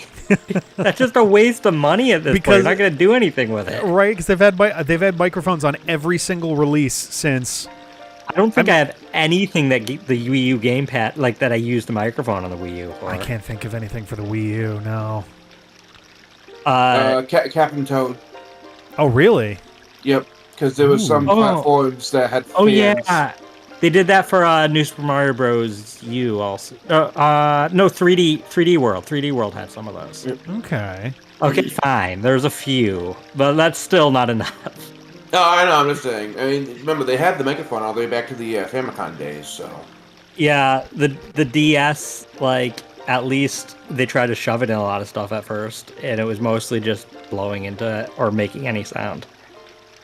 I remember getting Bomberman DS and then realizing maybe it's not the best idea to have a mode where you lay bombs by shouting bombs at it, or bomb at it. Oh, jeez, yeah. I was like, I can't play this in public. Try playing that on the plane. I'm sure you'll be fine. Oh, jeez, yeah. Okay, I think there is actually a way. I tried By to the use way, the thank Scarecrow you for song. whoever gave me that fancy ruby to throw on the ground. Oh yeah, I can't use Din's Fire on the fucking keys. God, damn you. Oh, yeah, no, that is not a good idea. Do not do that. I did Dragon, that. we sing you? That's not a thing, right? I think there was. Wow, both my compass and Oh, that's Mirror fun. Shield were in the. I don't know. Mirror Shield was in the Spirit Temple, and my Shadow compass was in. I forget, So what does the compass actually do with all of this now? It tells you if it which medallion or gem it's I for. think It tells you map does where it that. is. That's what I thought the map did. I thought that was the compass. I thought the map just showed the. Compass is the chest. That's right. Alright. Wait, what is this? Oh, Oh, No, I got a The, spooky mask. Okay. no. I'm right. The compass is the gems. Because if you look at my screen, I have the Fire Temple that doesn't have the map, but just the compass. I like how it replaces. Oh wait, the spooky mask. The guy, the redeads ignore you, right? no. That Okay. is Majora's Mask. It Okay, does nothing. Okay, well, But I have no. So yes, the compass is the gems. I have no idea what the gold sculpture is, unless that just means I killed them all in that temple. it's not Yeah, what the I gold want to do. sculpture icon will just mean that, yeah, you've cleared all the sculptures in that area. Okay. So where was that? Where was my fire, Vic? What's that? Where was my Bolero fire? Your Bolero Fire was in the Goron City pot. Like the spinning pot you have to throw a bomb in. And You could have gotten that. No, I'm not blaming you anything, but I said that's something you could have gotten weeks ago. I think I only had Din's Fire since last week. Oh, jeez. Oh, but because you lit torch. Oh, but yeah, Yeah. the kid is that. Yeah, but you could have done That's that the as real kid trick, is with you have to do it as a sticks. kid. Well, you have the With problem is sticks. I don't have access to Darunia's room, so I have to generate the fire right. myself too. Same 'Cause, yeah, here. otherwise I've been waiting to But I I've been don't have waiting to use the any- pot forever. So who gave you the Din's fire? That's a good question. I I would have to think- go back to a previous one. To I see. may have done that one. That would sound right with that one day. That, how that they sounds give me vaguely everything. familiar. I think So- it was like at the very beginning of last week or right at the end of the week before. Okay, so you had to get Din's fire to give me my song for me to go into the child's because I forgot those rooms in the Yeah. child's side. That's just child's to get me the mirror shield, which I need to get back to. Because now I can face Trinova. I couldn't fight her. Oh, because I hell didn't have yeah. Mirror shield. Nice. Oh, you can fight Minerva now? Nice. So, but after That'll I be good. check out these rooms, she'll be next. Which I may Minerva, the best big bad in Zelda. I may or may not have had a crush on as a teenager in the second phase. Kind of hard not to, honestly. There is. I found out from a friend that there is apparently very little Rule 34 of Minerva, Really? which is That's shocking. genuinely surprising, yeah. Yeah, I'm kind of surprised too. Especially with her being like a very I don't want to necessarily say specifically sexualized, but mean like not the hot voluptuous. I specifically mean the hot fused version, not the, Yeah. the old ones. There's a don't know ton if of there's- Kataka and Kume. Well, I don't know. Maybe there is. No, I'm checking. it's the same thing with Gruntilda's side, when you lose, there's not much. Oh yeah, which is wild because you would imagine that Nintendo games featuring like, sexualized or voluptuous kind of characters would it's such a niche thing for Nintendo that you would imagine people would be like, oh hell yeah. But I don't know, guess not. I'm just cleaning up some gold skeletons. Honestly, like what's most surprising is that I remember. I mean, I don't really care. And then, I'm like in my in my 20s, 30s. There wasn't much of yes, I would browse the stuff out of it, but yet there wasn't much Zelda in about 10, at least from my searches, there wasn't much in my 10, 12 years ago, and then it kind of blew up with Midna, but even then it wasn't much. Oh! You're talking about characters in Zelda. I thought you were talking about Zelda games in general. I was like, well, we didn't have much in the way of Zelda games for a while there.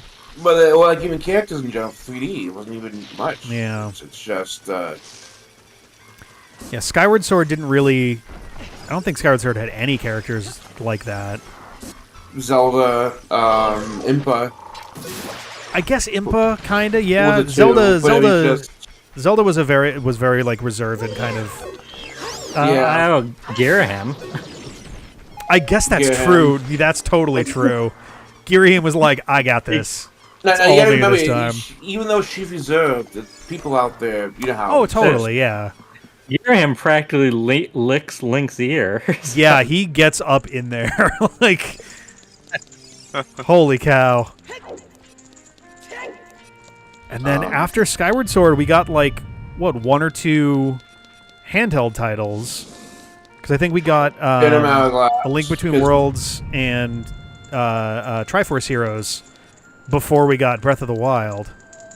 Well, we also had, you gotta remember, because a lot of people, there was, I forget her name, but she was the one that was stalking Lineback in Phantom Hourglass as well. You don't mean because was it Ciela, one of the fairies that had a more human form or something, or am I totally way off? I don't know if it was a fairy or not. I just know that, that's this one. I just remember there was some girl that was chasing Lineback that was infatuated with him or whatever, because he kept always hiding in barrels and whatnot when she showed up. Oh, yes, the other pirate lady. Yeah. Yeah. She always struck with, this is going to sound so mean, and I apologize if this is a mean thing to say. She struck me as, the stereotypical, aunt that smokes a lot. Something about, the makeup and just kind of the attitude on her was very, gruff. Granted, she was a pirate, so, that's kind of just the vibe, but I was very much just oh, okay. I guess that's what's happening here. The smoking ant archetype. I was very careful to refer to her as the aunt who smokes and not the smoking aunt, yeah. Two very different characters. How do I trigger this fucking Scarecrow song? Wait, which one? The one in, maybe it doesn't work, the one in the Gerudo training grounds, in the lava room with the eyes. The spinning platform? Yeah. You can only trigger it from up above. You're shitting me. Oh, God. There's 2 or 3 Scarecrows in the game that you can't trigger them from the logical place you'd want a hook shot. You only can trigger them from the... If that's true, then I am in fact BK'd. Fuck. Scarecrow, seen from above. There are 5 chests that are still in the training grounds, and I either need to magic my way up there or get the silver rupees. Yeah, I kind of needed that one too, and I can't. Also, I went the wrong way. I'm just going to keep... There's not a lot else I could do, so I'm just going to see if I can trick the game into letting me up there. Okay. Oh, that's so frustrating. Yeah, I mean, there might be some way to cheese it in a specific spot, but not that I know of. Okay, then I go here. There. I don't go north, because I don't need to go north. For the Scarecrow song, I forget if you need to talk with the Scarecrow first, but whether you do or you don't, you just pull out your Ocarina, and it will automatically trigger the Scarecrow if there's a viable spot for it. You don't have to play anything. I did it earlier with the Fire Temple tonight. Well, that's an annoying chest, which I just know is not going to have anything in it.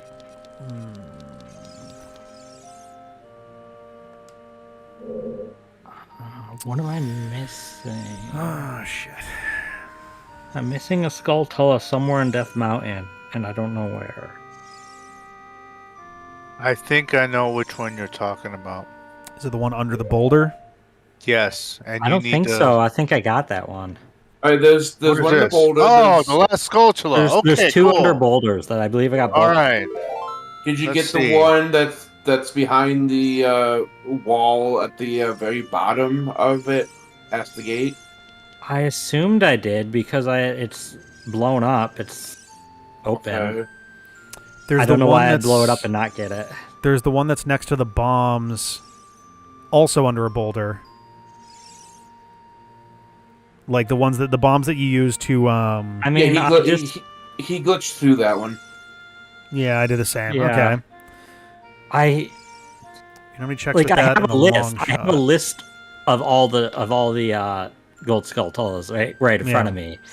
And as far as I remember, I have them all. So I must be misremembering getting one, which really sucks because there's nothing I can do but go check them all. So, I mean, I see that you're in the maze right now in Goron City. Did you actually get the Skulltula here? Because I thought I remembered you not finding it here. I went outside and waited for time to pass, so I remember. Okay. Because I just destroyed the crate and it's not there. And you- Did you is get the there one when you're a kid? that? Did you get the one? I forget which entrance, but there's an entrance inside the Death Mountain that you have to bust open a box. As far as I Child remember, Link. I did. In the crater, you mean? Yeah. Yeah, the one at the top. As far as I remember, I did.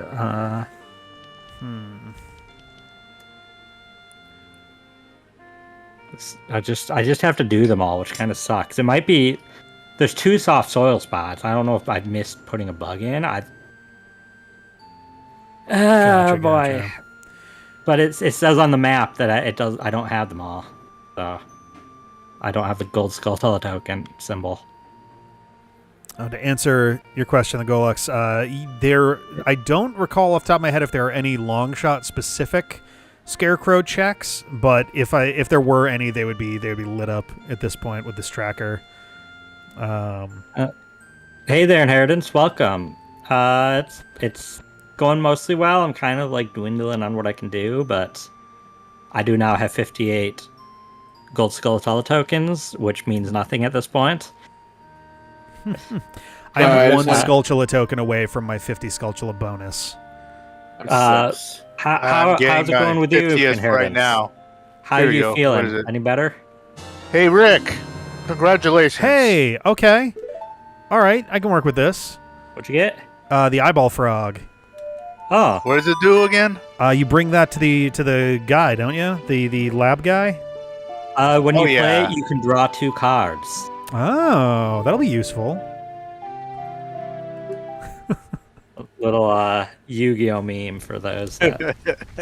I will say the worst thing about trade sequence items in this randomizer, or really any randomizer, I think all randomizers tend to shuffle those into them, is it's basically just like a deep dive distraction where you're like, well, time to go way out of my way to do this one thing that will get me something totally unrelated to this. It's the equivalent of there's a number of tabletop games I play that are deck building games. Like one of them is called Dominion. Oh, yeah. Dominion. Another one is Marvel. Oh, there's a Marvel one. Anyway, generally players call any card that lets you draw a card and get another action a cantrip. Okay. And cantrips. sense. I mean, usually you want something else because a cantrip on its own is invisible in your deck. It doesn't do anything. You draw a card to get an action, so it immediately replaces itself as if it didn't exist. Usually that's good, but in a case like this, I kind of still think of it as like a cantrip, and it's kind of just a waste of time because that could have been a useful item. Instead, it's a check to go do another check to see if it's a useful item. So like how the eyeball frog just gave you 5 rupees? Yeah, who gave you the eyeball frog? Sown? That was Sown, yeah. Yes. Yeah, With so my- like in theory, that could have just been Zone getting 5 rubies for me, and it would have saved time. Instead, it's like this circuitous thing. Yeah. It was my 50th sculpture. Oh, that was your 50th? Congrats. Oh, man. Yes. Now Man. Skull don't matter for you either. Right. I mean, in theory, if you get the rest, you can get a bunch of money. Yeah. I'm headed to Kakariko just because I don't recall whether the potion shop Skulltula token is for me or someone else. I don't think I can afford it either way, but... I got all the adult ones here. I'm hyper-focused on this now. I'm going to be a kid. There is a on table. I don't know if it's still on tabletop because it's been years since I've played Tabletop Simulator. But there's a Pokemon deck building game that's really quite good. Oh. I'm not terribly surprised. A lot of big franchises have some sort of deck building game. See if I can I'm a big fan of deck builders. I have a lot of fun optimizing them. I love building decks where you like thin out your deck so it's just the cards you want, and then like Dominion, I love to get my deck down to like 10, 15 cards that are really good cards, and just cycle my whole deck in one turn every turn. I was about to say, the one thing that kind of bums me out about deck builders is that for like a video game parallel, they're kind of like they're roguelikes in some ways, where I would love one that's a little more of a roguelite, where you can like make progressive enhancements to it. And I realized that a roguelite version of a deck builder is just Kingdom Hearts Chain of Memories, and I absolutely loathe that game. So A never roguelike mind. deck builder is just a TCG. That's true. If you're especially if you're someone who does tournaments, I feel like that would definitely qualify. Oh, god damn it. I do have a gold sculpture token here, but it's too expensive. 255 rupees. I did recently, since I've been going through the Kingdom Hearts game, I have to go through Rechain of Memories, and it's still my least favorite Kingdom Hearts game. Chain of Memories? Yeah. I'd rather play Coded like 5 times in a row than play Chain of Memories one more time. Like Coded. I like Coded's, like, it almost has something that reminds me of the Sphere Grid from Final Fantasy X. I was going to say, the level up system I actually really, really like in Coded. Yeah, I wasn't expecting to, but I really actually do like it a lot. That's the one reason I ever go back and replay Coded, because that's a really fun level up system. It's definitely Rechain of Memories. Rechain of Memories is just, and I was trying to get all the achievements on the Steam, but like, I was trying to do the same with PlayStation for a while. Two of the achievements are maxing out the levels for Sora and Riku, which is awful in that game. Oh god. Like, I have to grind like 40 or 50 levels for Riku, and it's so slow. That game, like, especially with like super bosses in Kingdom Hearts, I will occasionally like tend to go into panic mode if things start getting wild. And I feel like Chain of Memories is the whole game is like that, where like stuff is happening and you're expected to do, like, your brain is doing one thing and your hands are doing another for like the entire game experience. Something about it feels disconnected in a way that makes my brain sore. Which game? Chain Chain of Memories. The one that What plays... Or Chain of Memories. Chain of Memories, I mean, Rechain of Memories just has more 3D mechanics lately. That's the thing, right? Like, it's, as opposed to the Game Boy Advance version, Rechain of Memories tries to play essentially the same as Kingdom Hearts 1, as best it can. Yeah. I find it, the cut system isn't the best, but I enjoyed it, but yes, it's not, intuitive in the way it is in other deck building games, but... That's the thing, I compare Chain of Memories to, at least its battle system, to a very oversimplified Bait and Kaitos battle system. Ooh, interesting. Okay. But Bait and Kaitos, I think, is way more interesting because the cards, like, do more. Like, all your attack cards are essentially identical in Chain of Memories. Like, they're going to have different stats, but they're like, you're just doing Keyblade combos and maybe Yeah. throwing in some magic. Like, and the trying to do the like slights and stuff, burning up cards kind of kills the fun of them for me. Yeah. Unlike that and Kaitos, which just is a win-win when you manage to do straights and like 3 of a kinds and stuff. So I also don't like that Rechain of Memories did change parts of the script a bit. Oh, did they? Yeah, I noticed as soon as I got to Axel the first time, and he said got it memorized. And I was like, really? Wow. Chain of Memories, yeah. for reference, he says commit it to memory, which was always, I thought, the way better way to localize his catchphrase. It's right. It feels a little less forced of a catchphrase. More. Yeah, commit it to memory, like it's the kind of he's entirely his like entire personality is kind of trying to have like this cool exterior, but he's kind of a dork. Yes. And he's that also really like fits it well.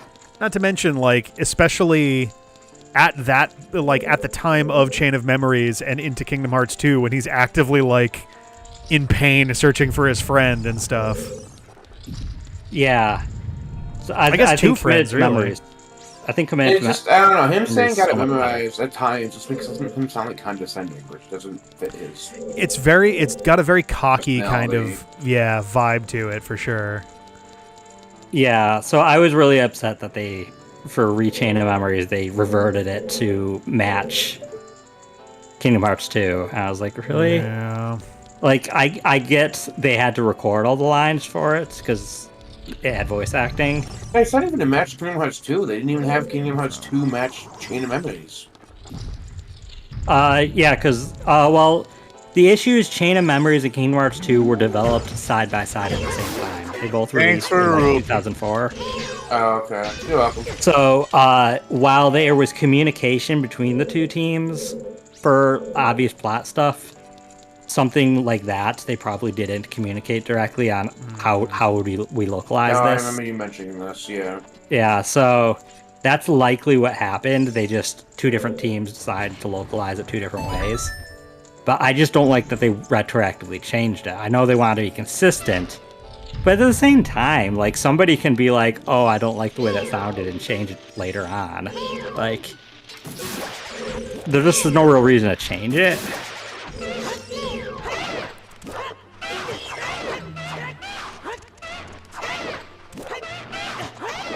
Okay, so if I remember right, and this is annoying, I have to go all the, like I said before, I have to go all the way through the Spirit Temple to get outside and get to Dodongo's Cavern. Thing is that the boss room in Dodongo's Cavern is the Chernovas. Ooh. So, I don't even know who the boss is in the Spirit Temple, but it's just interesting the way the layout happened in the Randomizer, that I have to go through one entire dungeon, out and out, to another one just to get to the boss. And I just find it interesting that all just intertwined with each other here. Yeah, get out of here. Okay, so either I'm wrong and I didn't get the one in the crate at the top of Death Mountain Crater, or I'm wrong and I missed one of the soft soil spots. Well, yeah, Oh, I'm no. a lot like that too. I've done that with a lot of games. Like, I know I've got that. I know, and then I go and check. I'm like, I swear I've gotten that. I mean, it is the, I guess, the downside of I've replayed Ocarina of Time 30 times or something at this point in my life. No, that's fair as well. No, But- and I get that. But, like, this is specifically why I wanted to make sure I finished the combo randomizer before I started this, so I can kind of Yeah. wipe my memory clean of the checks. And, I don't know, maybe something leaked. When my memories leaked into another spot. No.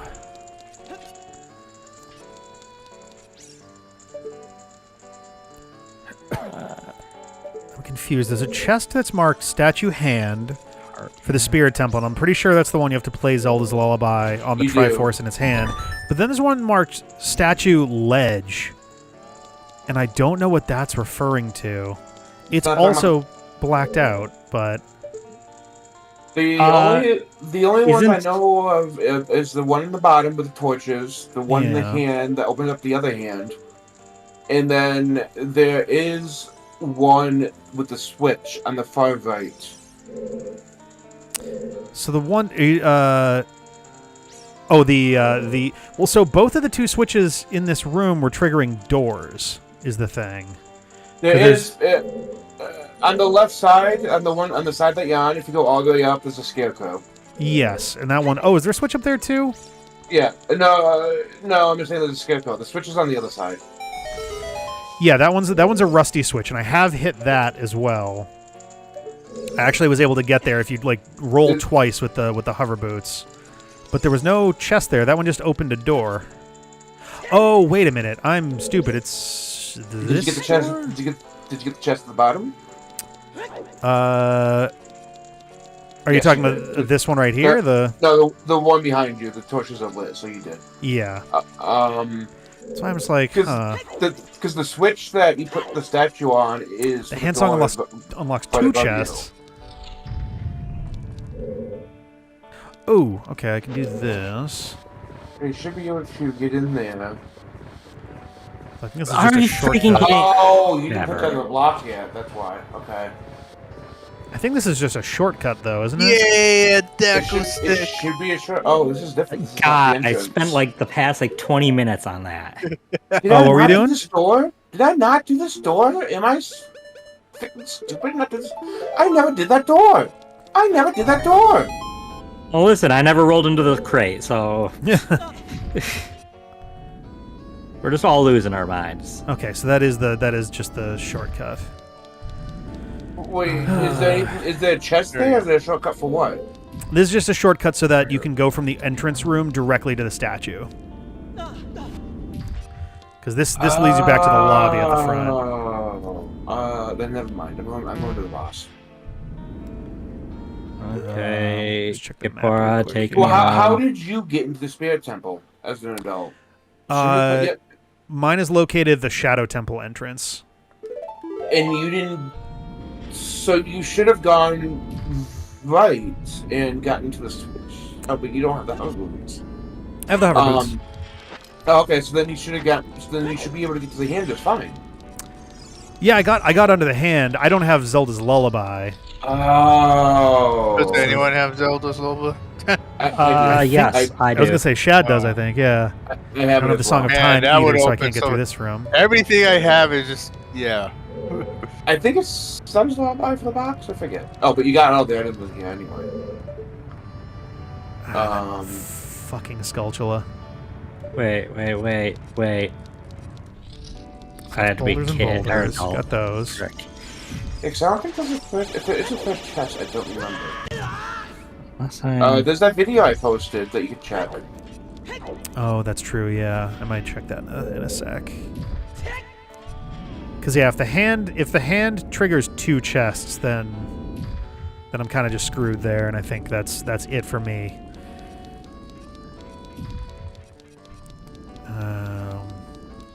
The annoying part is the rusty switch. The angle that you see.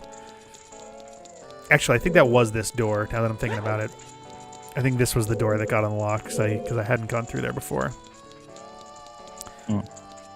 Does make the ledge chest show up also. Ah, damn it. Okay. Oh boy.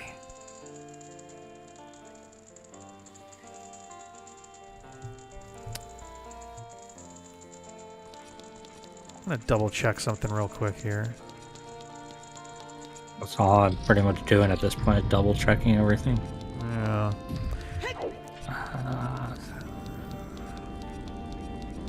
No, wrong song.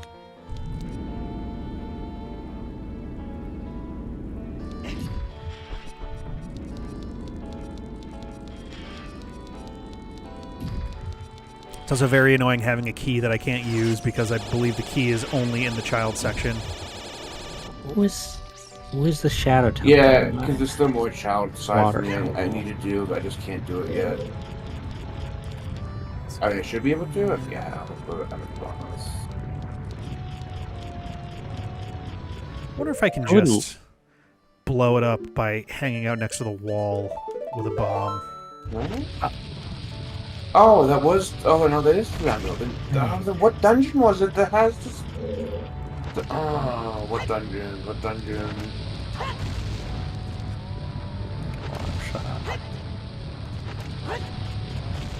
I'd like another key ring. That'd be nice. Never mind. Vanilla. The Dango is vanilla. What the? Oh, what am I doing? I have Din's Fire. I can just use that.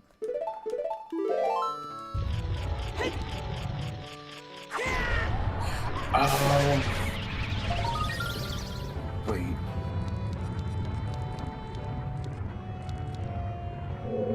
That's right. I'm an idiot.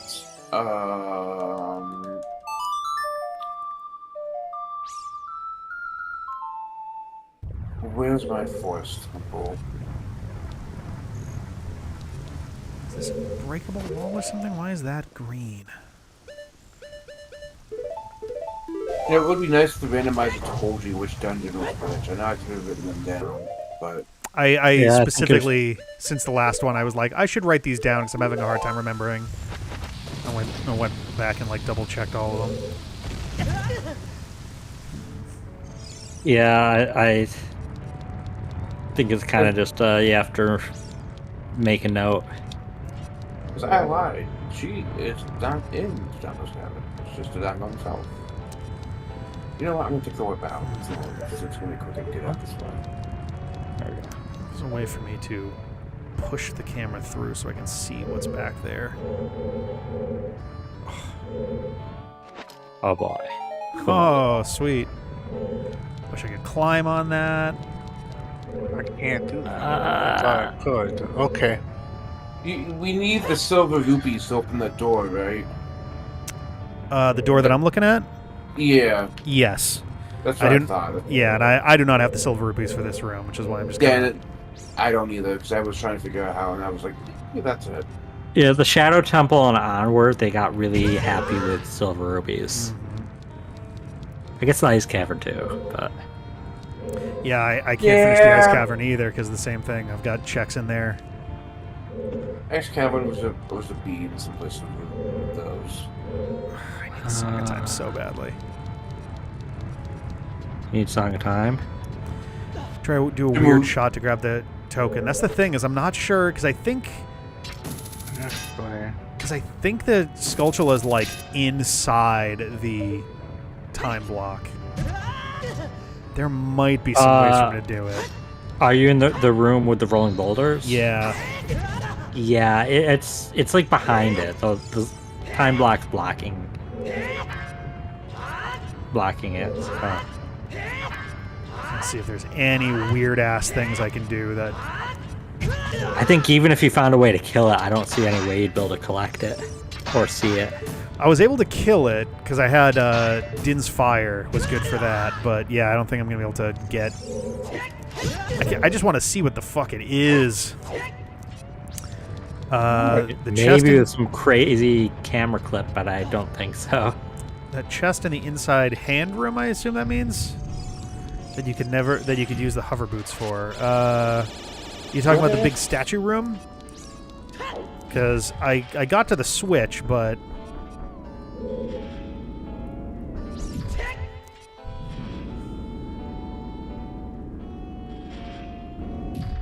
There is one other room that I want to go poke at on the 4th floor.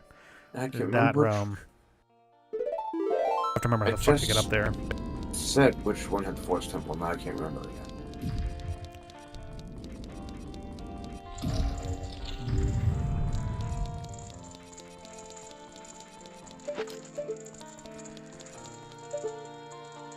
Oh, I think Yeah, no, I'm gonna have maybe to in write this it- room. write it down. Who had the idea of not having a warp point to like Zora's domain? I know. Oh my god. I need it. I need that one too. No, that's not a thing. That doesn't exist. Oh. I'm saying whose idea was it never to have a warp point there. Oh, okay. Couldn't you use Thor's Wind there for that? It's not how Pharaoh's Wind is. You can use it in a dungeon, and then as long as you're still in that dungeon, you can fast travel to that point. Yeah. You can also, if I recall correctly, you can also leave it behind too. You can leave it behind, because in speedruns, I've seen people route in such a way that they'll go into the dungeon, cast it, leave the dungeon, do some other things, and then warp back. Nice. You do have to, I believe, re-enter the dungeon though. Yes. To warp back. You can't warp back from anywhere in the world. But unless then they modded it differently, because he specifically casted it in and then left Let me check. to do other things, and then casted it again. Although he was doing a no logic seed as well, so that might be part of why it could have been done. Right. This is why I couldn't get in that Because if room. you can only do it in the dungeon, then that just doesn't make any sense. Why they would just cast it it in says there right and in leave. it says right in the wiki that it's only can be used in the dungeon. So then that doesn't make any sense. That he would cast it inside and leave. Yeah, I mean you cast inside and leave if you need to like go get like a ferry or ferries or something, and then you go back to the entrance and then can use to resume where you left off. Oh, that's why you probably did then. Okay, that makes more sense. It's honestly, I think I'm sure like speedrunning communities and stuff have niche uses for it, but like in a casual playthrough, I don't feel like it's really worth anything. Right. No, it just sucks because like I'm trying. I don't like to be adamantly incorrect, but it's just so it's just obviously I remember them casting Yeah. it. It's obvious I just don't have the proper memory to. Yeah, nah, it's Pharaoh's Wind just kind of sucks. Yeah, I never used it. I never used the SAOs.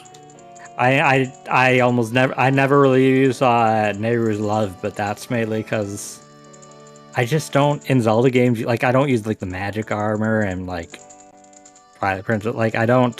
Should be fine. I don't know. I don't usually have enough problems in a Zelda game that I feel I need like invincibility for a while. Other than Link to the Past requiring you to have the invincibility for a couple puzzles.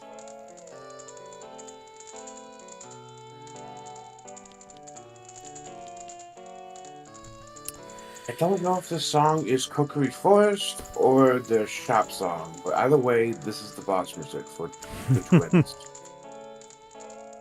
I don't want to go in here. My Yeah, brain I'm just sadly back to BK, it appears. Come on, Bonky ladies. Bonky conky. Ladies, just shoot. No, don't get. It's okay. There should be a gold skeletal up here. It's going to have your Are you kidding me? What are you at? Zelda's Lullaby? Are you freaking kidding me? Song of Time, something. Mm-hmm. Most of the available items would at least do something at this point. Right. Yeah, I think outside of a pot, I think also Pharaoh's Wind wouldn't do anything for me. I guess Bomb Bag wouldn't do anything for me. I actually don't have a lot of items. Outside of key rings, there's not a ton that I need to wait for it tonight. Like I need long shot, and I need like 2 songs. Okay, 3 songs. The hitboxes songs. suck on this fight. The hitboxes And just suck. keys. Okay, come on. Yeah, I didn't get this yet. What are you? Garbage. Cool. Give me that garbage so you're at least not showing up as uncollected. It's one. Oh. Enjoy your garbage. I love it when you're like, oh, something's happening. Oh, Never mind. never mind. Did anybody else used to play Neopets back in the day? Oh yeah, Yes. definitely. I have, yes. I remember loading up a page, seeing that something has happened, and it just wouldn't actually be any relevant event. Oh god. No, I guess I was one of the few that never played it. It's been so long. I played it a lot with my sister when I was in like college.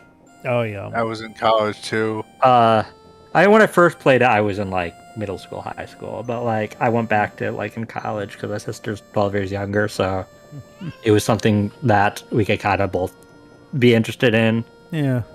At that point, they had a really popular game in it called Key Quest that was basically like Mario Party but Neopets, Nice. and it had a lot of like good prizes. So,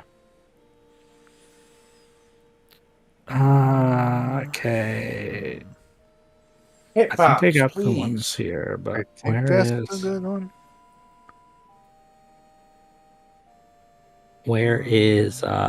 Jabba Jabba's belly?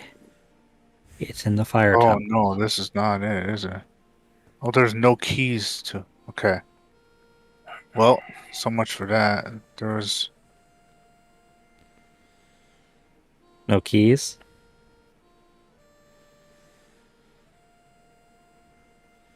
God, as soon as I get Ruto's letter, because by process of elimination, Jabu Jabu's belly is the bottom of the well, and I have all the keys and the lens of truth and the silver rupees. So it's just going to be a shitload of free checks as soon as I get Ruto's letter. I completely forgot about Zelda's letter. That's 8 free checks if somebody finds mine. Oh my god. Yeah, I got mine. I'm gonna double check that there's not something that I'm like. Wonder, does this go anywhere? Really? That didn't hit her? But I can't Are actually you do kidding that. me? Yeah, no. Damn. Oh! Okay, I don't need to look. I know which gold Skullatulas I'm missing from, or which gold Skulltula from Lake Hylia. The one in the tree. Wait, can I reach that without long shot? Oh no. Can you? Okay. I thought In I'd Lake be able to Hylia, do or that. The one in the tree in Lake Hylia. you're meant to do it with the long shot? I'm not sure. It may be doable without. At the very least, you should be able to. Actually, I was gonna say you might be able to hit it with a really well placed arrow to at least see what it is.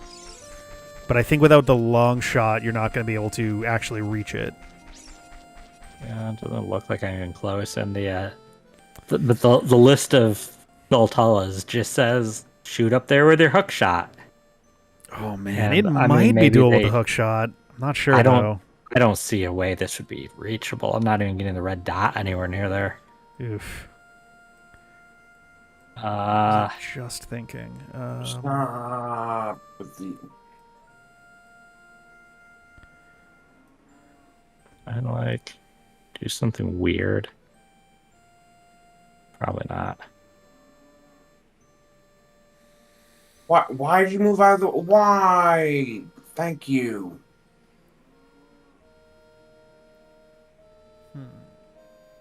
What? It's not fair. The heck? Alright. Oh, I can get up there. Can't really do anything here. Okay, I thought I could. Okay, that's 4. How many times did I hit them? Okay, 4. Oh, get out of here. Double dynamite attack. Okay. Oh, I can get the one that's in the Oh, lake lab. Zai, right now your map is on top of your game footage. I don't know if that's. Oh, how this? What? How? I don't know. I'm just looking at it through the multi-stream. Oh, hang on. Thank you. Yep.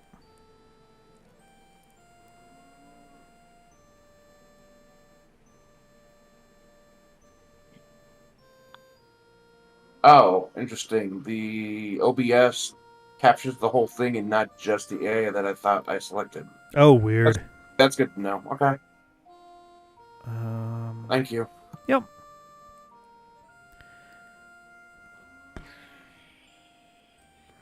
Okay, so you're gonna do triple fire first? Oh, what are you? Oh boy, I guess I can try heading back to the Garbage. water temple. I'm not gonna have a ton that I can do there, but Enjoy that garbage. yeah. Oh, shit. To get to the ice cavern, I'm going to have to do the stupid hover boots trick again. I've yet to even see the ice cavern. Because I don't have Zelda's Lullaby, so I can't get into Zora's domain the normal way as an adult. Yep, that's... I'm missing a gold skeleton on Hyrule Field? There's only 2. I was going to say, I think there's one in the northeast chunk of the field. There's one by the tree near Kakariko Village. Yeah. And there's one near Gerudo Valley. Both in grottos. Okay, yeah. Okay.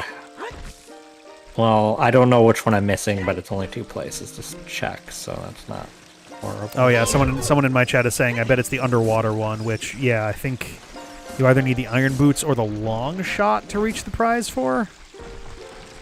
Are the big Poes a check? I think we made the big Poe one junk. Underwater was just a heart piece for the Hyrule Field. Gotcha.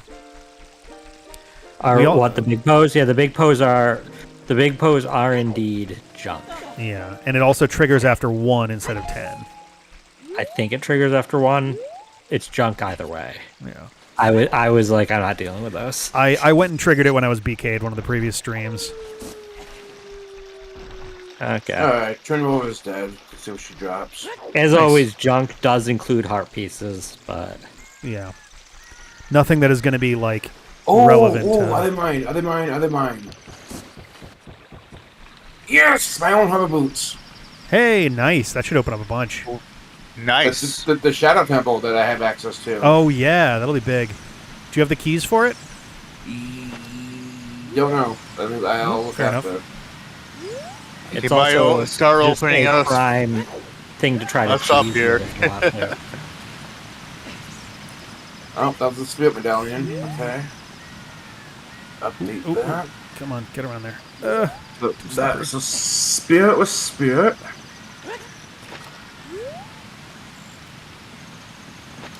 Okay.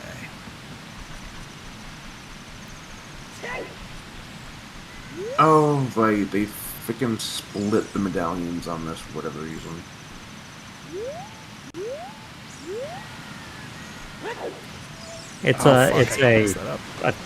I think it's related to what they unlock or something.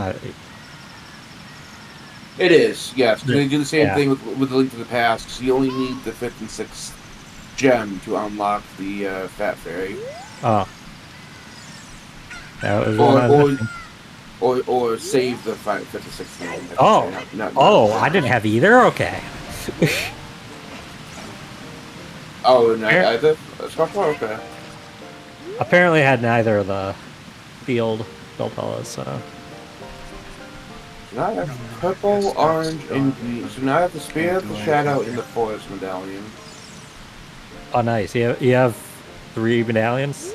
And I have the Dando and Jabu's gems. Looks like I have the fire and water medallion. I'm going to trust that I marked them correctly. Mm-hmm. Alright, that's 5 more I need. Okay, that's 25. I need 5 more for the... Yeah, I have one of the second set of medallions and one of the third set of medallions. Yeah, inheritance. I can actually normally do all the Skulltulas by memory in a normal playthrough because I know when each one gets unlocked. But when I'm doing a randomizer, I'm so thrown off. I just need to look at the list.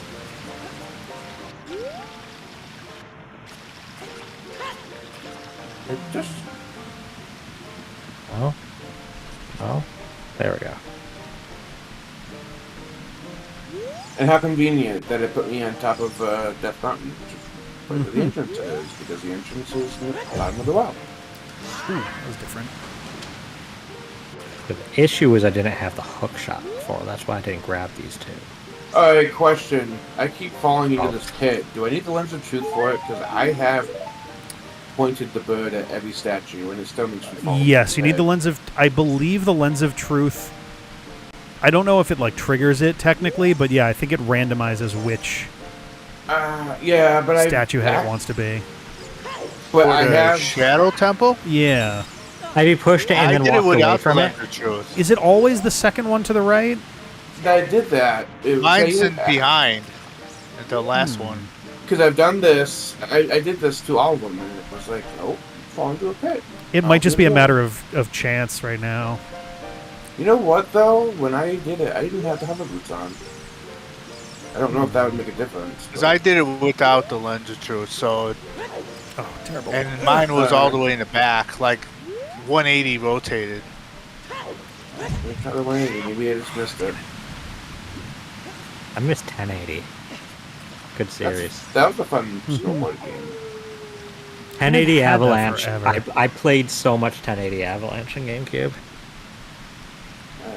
It was because it was when I was in high school and I was a snowboarder in high school, and so I was really into it because I was like, well, IRL, I can't snowboard down an avalanche, so this is cool. Oh wait, no, Right. I'm in the right spot. Okay. Why not, Shad? Why didn't you snowboard down an avalanche IRL? Because it's really hard to find yourself in the situation where there's an avalanche. Is it? Okay, so mine's not the 180. I'm just gonna do one at a time again. Forest, temple, where we Someone's at? mentioning that it may always start in the same place, but if you mess it up, it changes location. So you might honestly be better off just picking one and doing it over and over again. If that is the case. I have to be a kid, don't I? Damn I mean, it. Okay. it doesn't really matter if you change then or if you pick the same one. Your odds are always the same. It's always true. the one to pick. Yeah. It's true. What I'm gonna do though, I'm gonna put on the hover boots.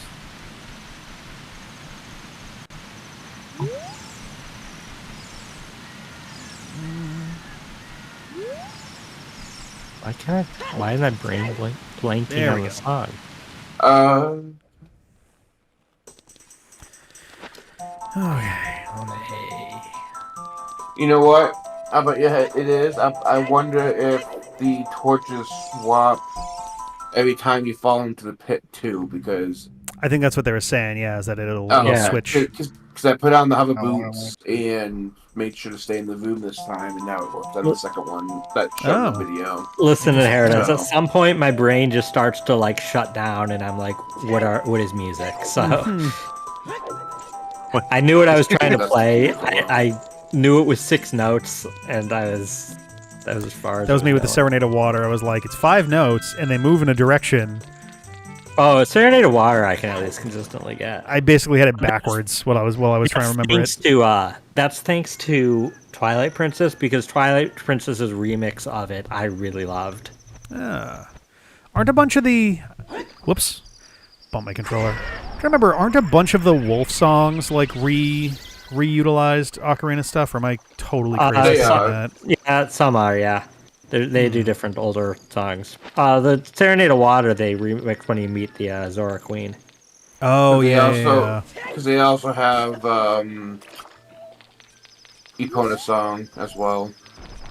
Oh, yeah, yes, it's just the horse grass does it all. I thought But that was not kinda the cute. horse. There was what is it then? I know they do some of the songs from here in Twilight Princess. They do. Um, I think they also have I some think from they do like Pay Wind Little Waker. Light. I forget might. what songs they use. I can't remember all the songs that the wolf uses. So I can't Wait a remember. minute. I shouldn't have just It's- walked in. Where are the? Oh, God. Oh, I got that one. That. I think I got that. Wait. I think I got that. No, I definitely got that one. I got that one as a kid. Don't have any Is there- keys. Is there a reason why Navi is showing green in the center of this room here? If you play the Song of Storms, I want to say, you can get like a fairy or something. Oh, but it's always Song of Storms. That's right. If she's glowing green, though, it's usually just for a fairy. Oh, it's chest. Oh, there's a Oh, chest. fairy. Oh no, fairy. Yeah, Yeah, I forget. yeah. I forgot. It does the chest animation Yeah. thing. Yeah. Generally, the only glowing green spots are either fairies or Scarecrow Song. And Scarecrow Song, you just have to take the ocarina out. So,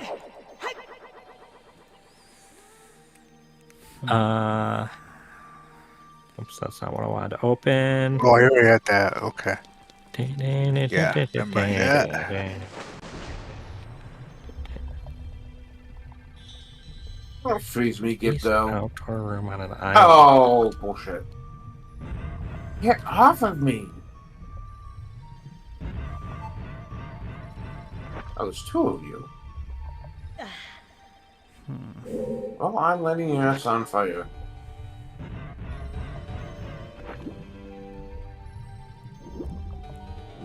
Oh, crap. Cool. Thank you. So I'm usually pretty good at remembering the Requiem of Spirit and the Nocturne of Shadow. My biggest thing is remembering which one is which. I definitely mix them up in my head a lot. The one I'll never mess up Compass is for the fire Bolero temple. of Fire. But Oh yeah, there you go. Bolero of Fire is like that's my favorite. So borderline impossible to forget once you've encountered it once.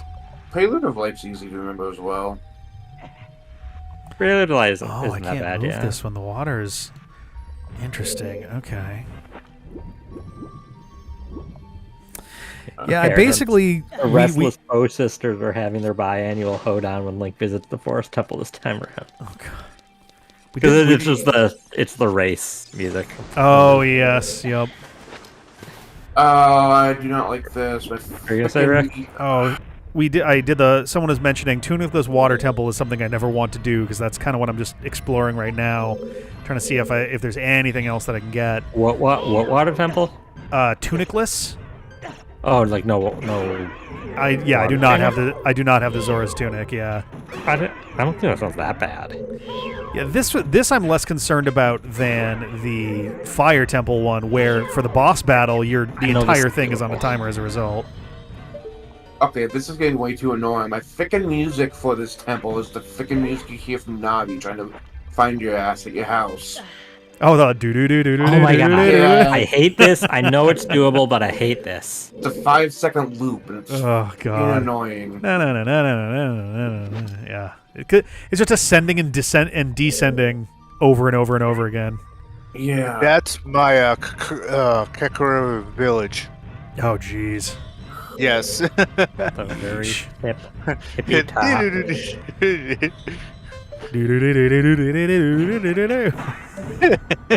I caught some There. like it's like, oh yeah, we're in the intro, sure. Oh god. I'm trying Inheritance. I'm trying. I hate this.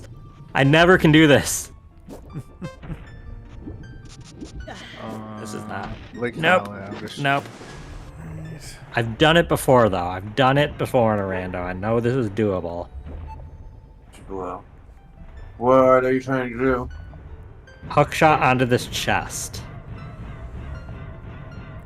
Oh, yeah, no, I've done that before. It's very finicky because You can easily do it with long shot, but yes, you can do it with a hook shot. It's just with the hook shot, it's really hard because the angle you get caught on the lip, yeah. like this. How in the Got it? fuck did they think No, this was no, supposed I to didn't do get it. this? You're like, oh, I got it. Or no, I'm saying like this. like This this. is how you get. Yeah, this is how you get caught on the lip. I wish that this scarecrow wasn't useless because there's a scarecrow that spawns there only if you're up next to it. Hey, who's missing a wallet? I mean, there's at least a bigger wallet for. Oh, okay, Yeah. cool. I got a wallet. Okay, time to get some stuff for you guys. Nice. All right.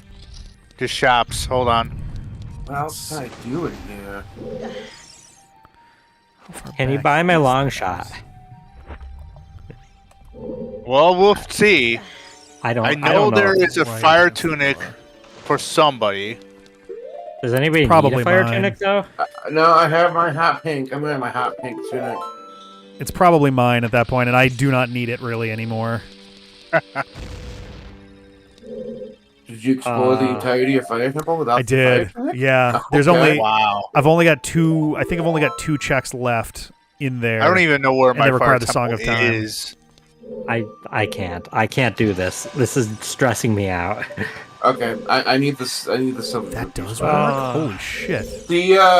Shad, the other way to get there is if you go to the very top and jump from the balcony. Yeah, thank you. Thanks. What?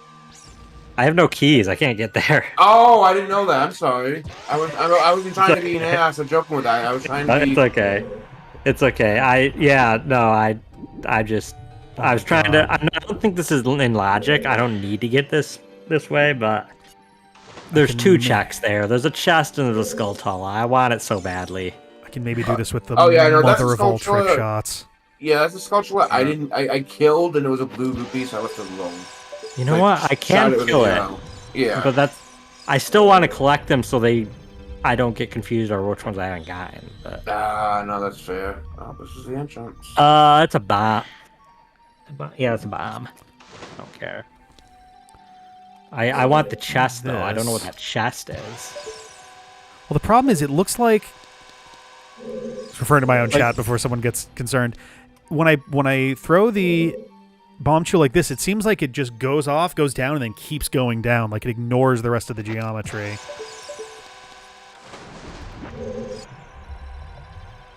Huh. Unless it really crawled across the wall fast. But I'll let me try holding it for a second. We'll see. Because maybe it did just go way fast through there. Huh? The picture in the Skulltula guide is this. Is this gonna work? That didn't work. Why do they have it lined up like that in the picture? Are they just being like, hey, you can do this, but I didn't do it?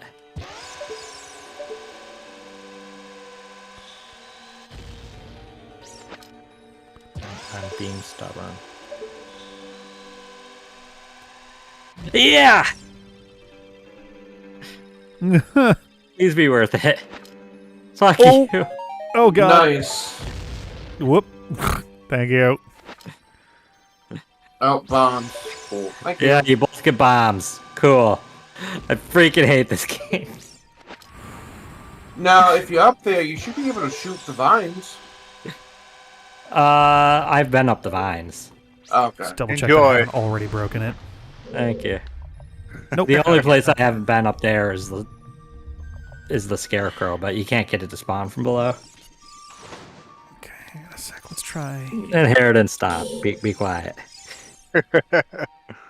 I feel like the harder I work for a check, the more it's garbage. Man, it's so hard to tell where this thing is ending It's up. not always worse, but... Okay, I don't think there's anything else. You know what I can do, though? Let's go from here, because this will give me a clearer picture of...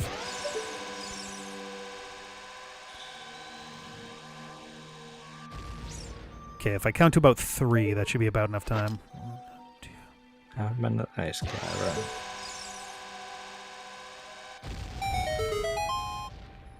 No. Oh, what is this? Oh, arrows. Okay. Oh, what did I get? Yeah. I got 5 No rubies. way. Okay. That was Alright, so a fucking crazy trick shot. Okay. So I guess one set of arrows was stones, the rupees were Something you, good. the other Come set of on. arrows was mine. Can I not open this? Oh, no! I can't open this underwater? Oh, I had it. I have one like that too. Oh, need the- come on! You need the iron boots. I have the iron boots. Yeah. Oh. Oh, really? It's not letting me open it. No, that's right. You can't do it when there's water. You have to drain the water to do it. Ah, God damn it. That's right. Yeah, no, you have to drain the water to access it. I don't know, Zelda's Lullaby. Because the...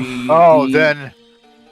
The pressure... Cause you gotta have it pressurized. And the water is just too much pressure on the chest to open. I really can't do anything in the Shadow Temple anymore. I need the silver rupees. Oh, wow. Okay, so I'm assuming whatever you can get now sewn with that bag can help us get stuff. I'm working on it. Let's see. No, I know you are. So that's nice. 'Cause now I'm trying gotta to grind a lot, though. You don't have bugs for the kid? My timer stopped. Oh, Oh, does it just... Well, I do have bugs. Why? Weird. Let's Well, try something I've very always weird done the here. bug thing where he gives you 50 rupees every time, and then I swipe up the bugs again and just give him the bugs again if you have more than one bottle. Inheritance said got it pressurized, referring to something one of you said. Oh, fucking hell! I got the chest open. Yeah. But it was money for Zai. How many bottles do you have, Sown? 2. Yeah, that's what I've been doing. Is that I would fill them both with bugs, give him one. Well, I'm So- in the bottle room, so I'm grinding it that way right now. Okay. I got a second here. There's no way. Might this as is gonna well, work, you know? but- Yeah. So I really can't do anything. Okay. I'm out. I'm out. Where to go now? I don't know. I think Rick's method of grinding money was the most efficient. Oh, I literally... It helps to have the sun song, but it's not super important. Just go to the front. You do the castle drawbridge, and then play the sun song so it goes down. And right as dawn breaks, you jump back inside so that you can just walk back outside again, and then you just lift it, and it's like 30 seconds for 60 rupees. I didn't even do that. Oh, I just is Adult Link. That Castletown Guard area just has 20 rubies right by the door. Oh, Just yes, go that in one's and pretty out, good, too. In and out. That one's pretty solid, That's too. like It's a little more... That's like 20 rubies every like 10 seconds. Yeah, so. that one is also a pretty solid one for sure. It's not I'm the one that exciting, told but you that I one. think it's the Yeah. fastest. Alright, that is better than because I obviously didn't have access at the time. The bug method at the time was the only one was helpful, but that loopy one is actually nice to know. If I need money again. I hit that. That seems The way bug too one's a far little away. less repetitive because you're getting bigger chunks, but like I think it will take longer. Yeah. Technically, the fastest is if you can consistently kill the Skull Kids as an adult, but like good Well, luck with yeah. that. Okay, there's no way I'm getting a thing down there. So where to go? What can I Just for the hell of it, though. Alright, there's 3 rupees here, so... 3 blue ones, I mean, so... If you have Coco's set 1 or 0, you can keep getting 50 rupees from the Coco lady as a kid. Oh. There you go. That's a pretty good point.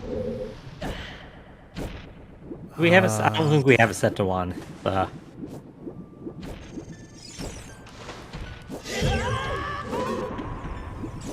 Hey Rick, you still in your Persona 4 Golden playthrough? I am, yes. I think I'm in roughly September. I'm the day before the school trip. Nice. I just got to December. Oh, like, nice. yesterday, so Excellent. So, how was your,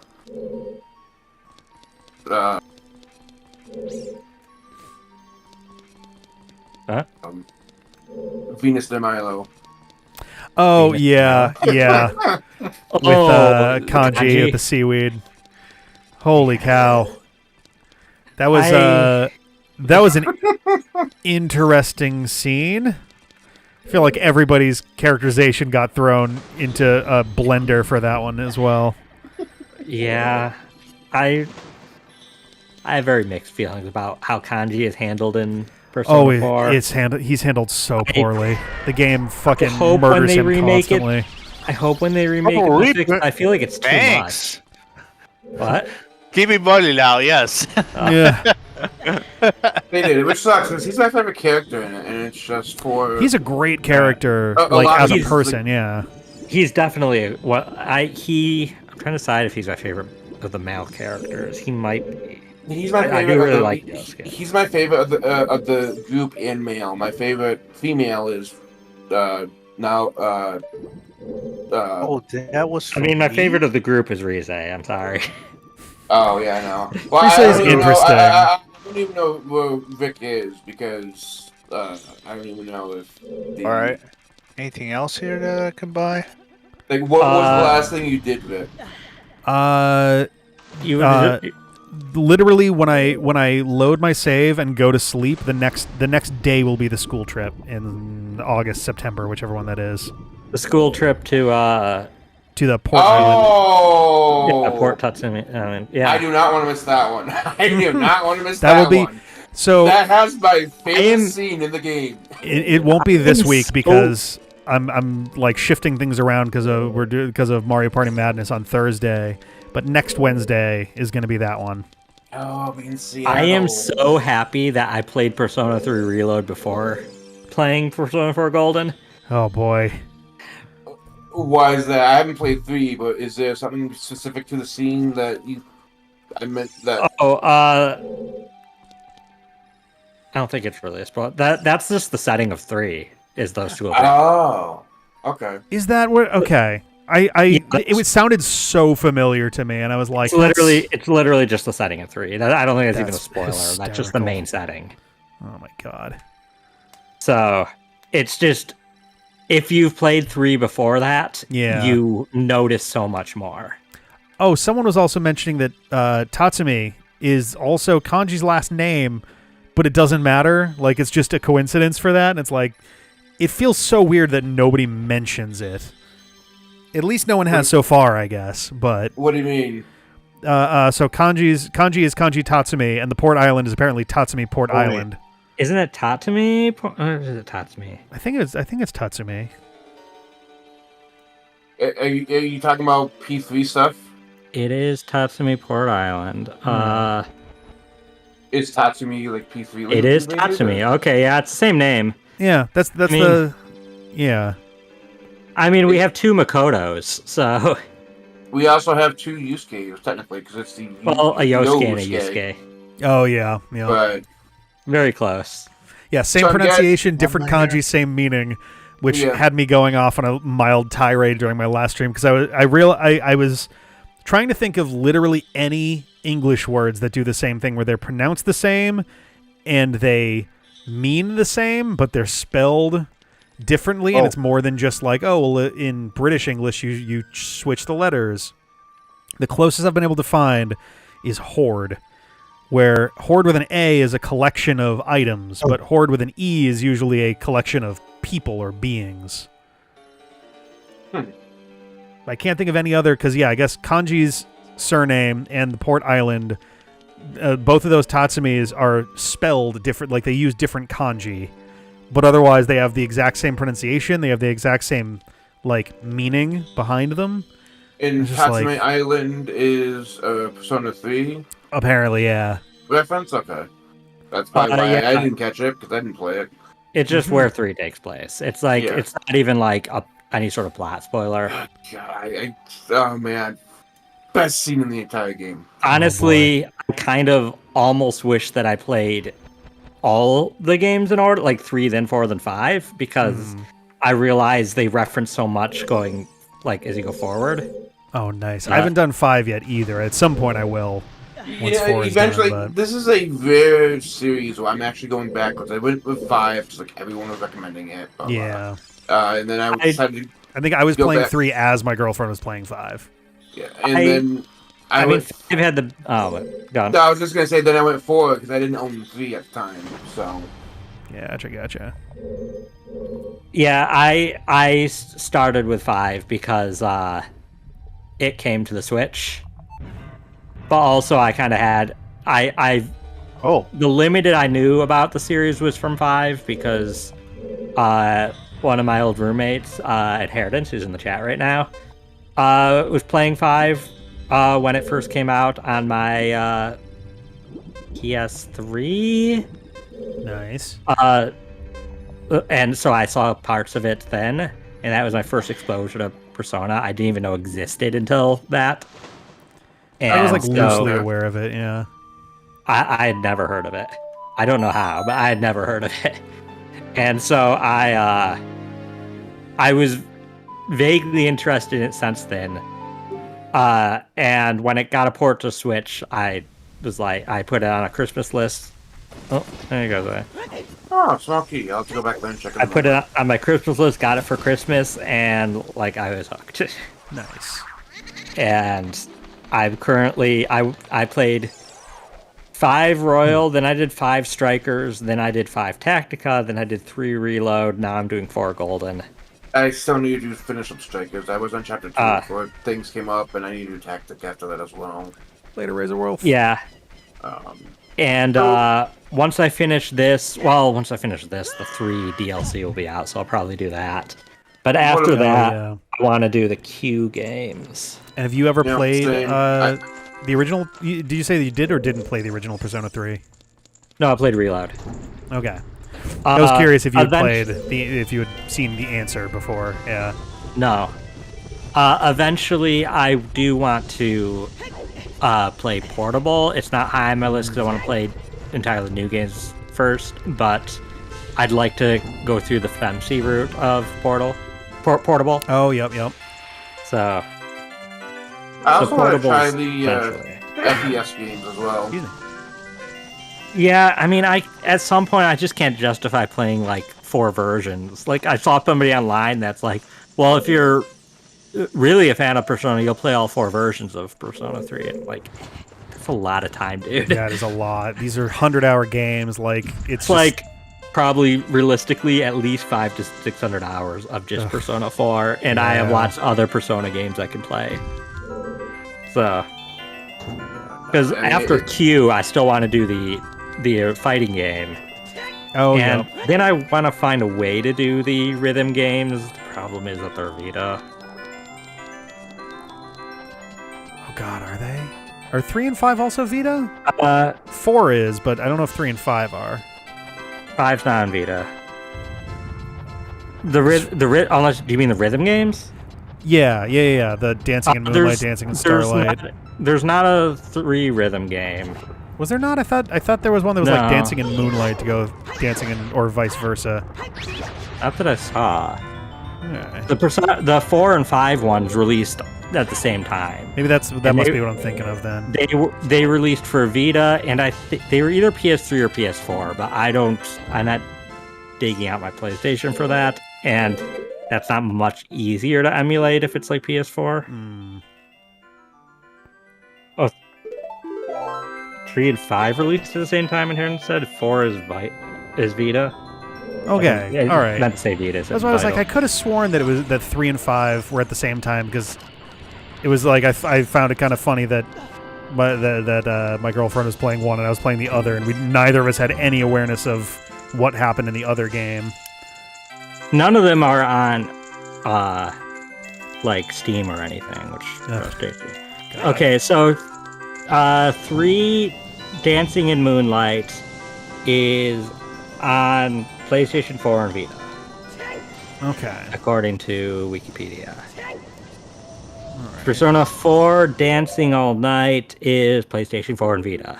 That's right, Dancing All Night. I was like, it had a slightly different name, but they were definitely related. And Persona 5 Dancing in... Okay, they're all PlayStation 4 and Vita, it says. Oh, interesting. So, PlayStation 4 emulation isn't really there. And Vita, I don't think emulation's that great either. I don't even have a Vita.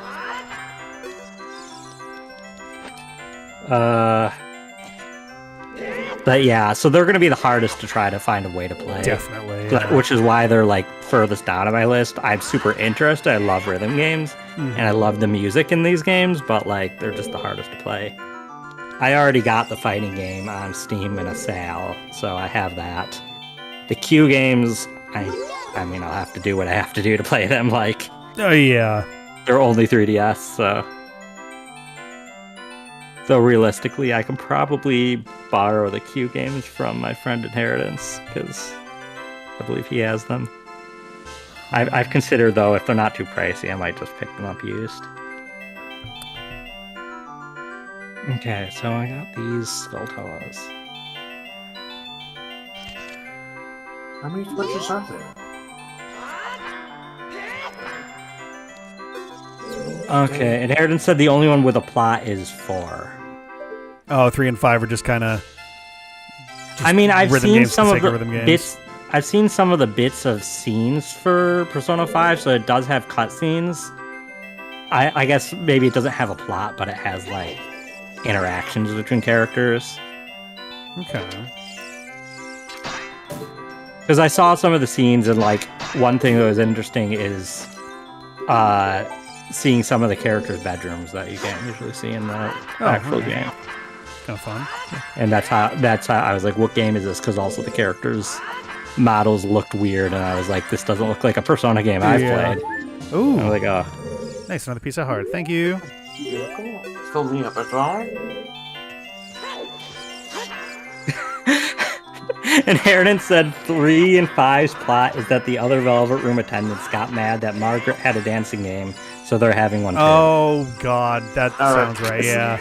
So it has a plot, but its plot is Sorta. silliness. I don't. You know what? I'm in it for that kind of ridiculous plot. Though I like the Velvet Room attendants.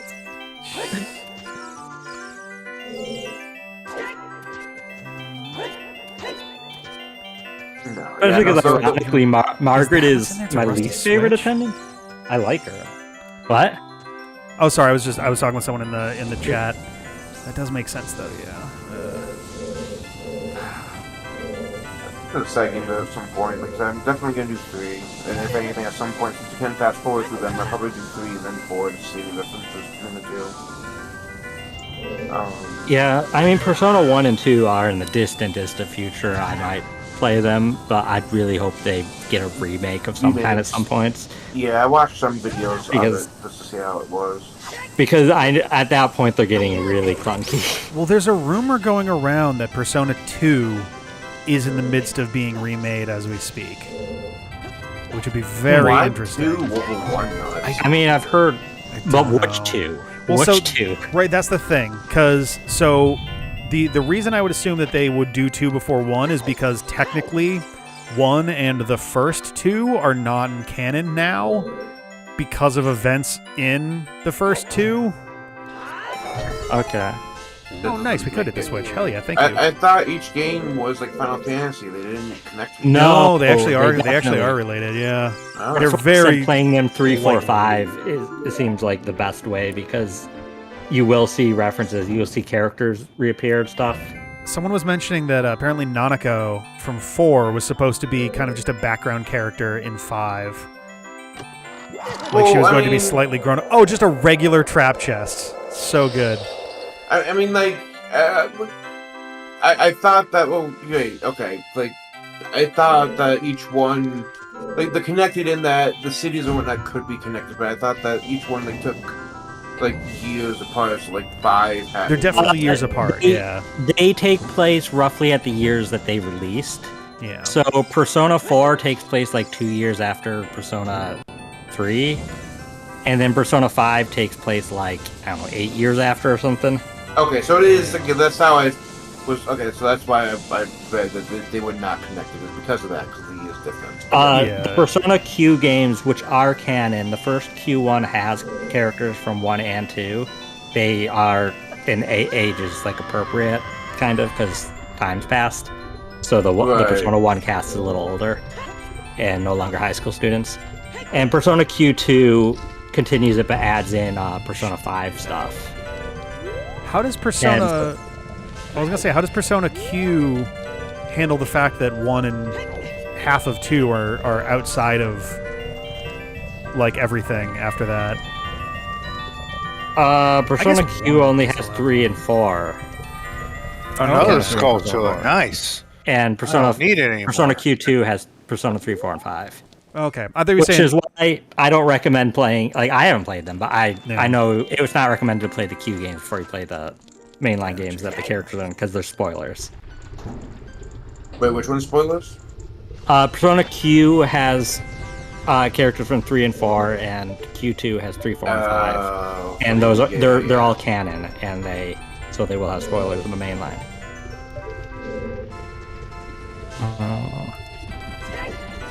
Okay, so Crudo Valley. No, I think I got like all of the Oh, there's the Skull Tull, the Hunt. No, I'm not going backwards to the desert. That was junk anyways. Okay, so now I need to become an adult and go back to the Spirit Temple and grab those keys for whoever they are for.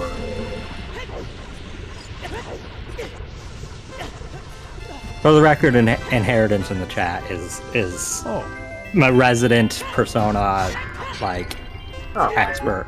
So. Nice.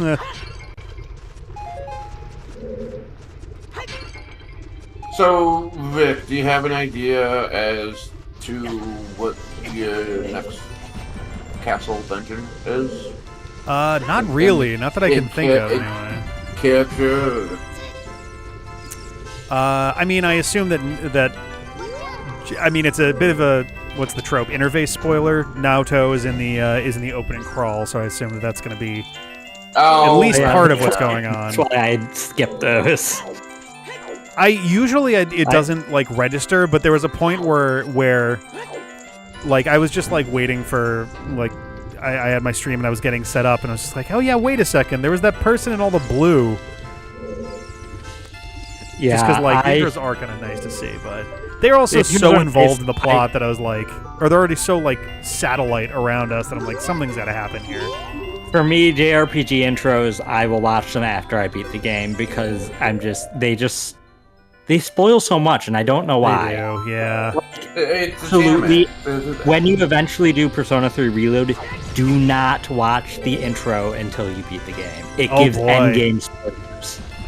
Oh man. Like, it literally gives endgame spoilers. So Jesus. I don't know if it does. I know a lot of. It's the same thing with the Trail series. I don't know about Steel because I haven't played Steel, but they do.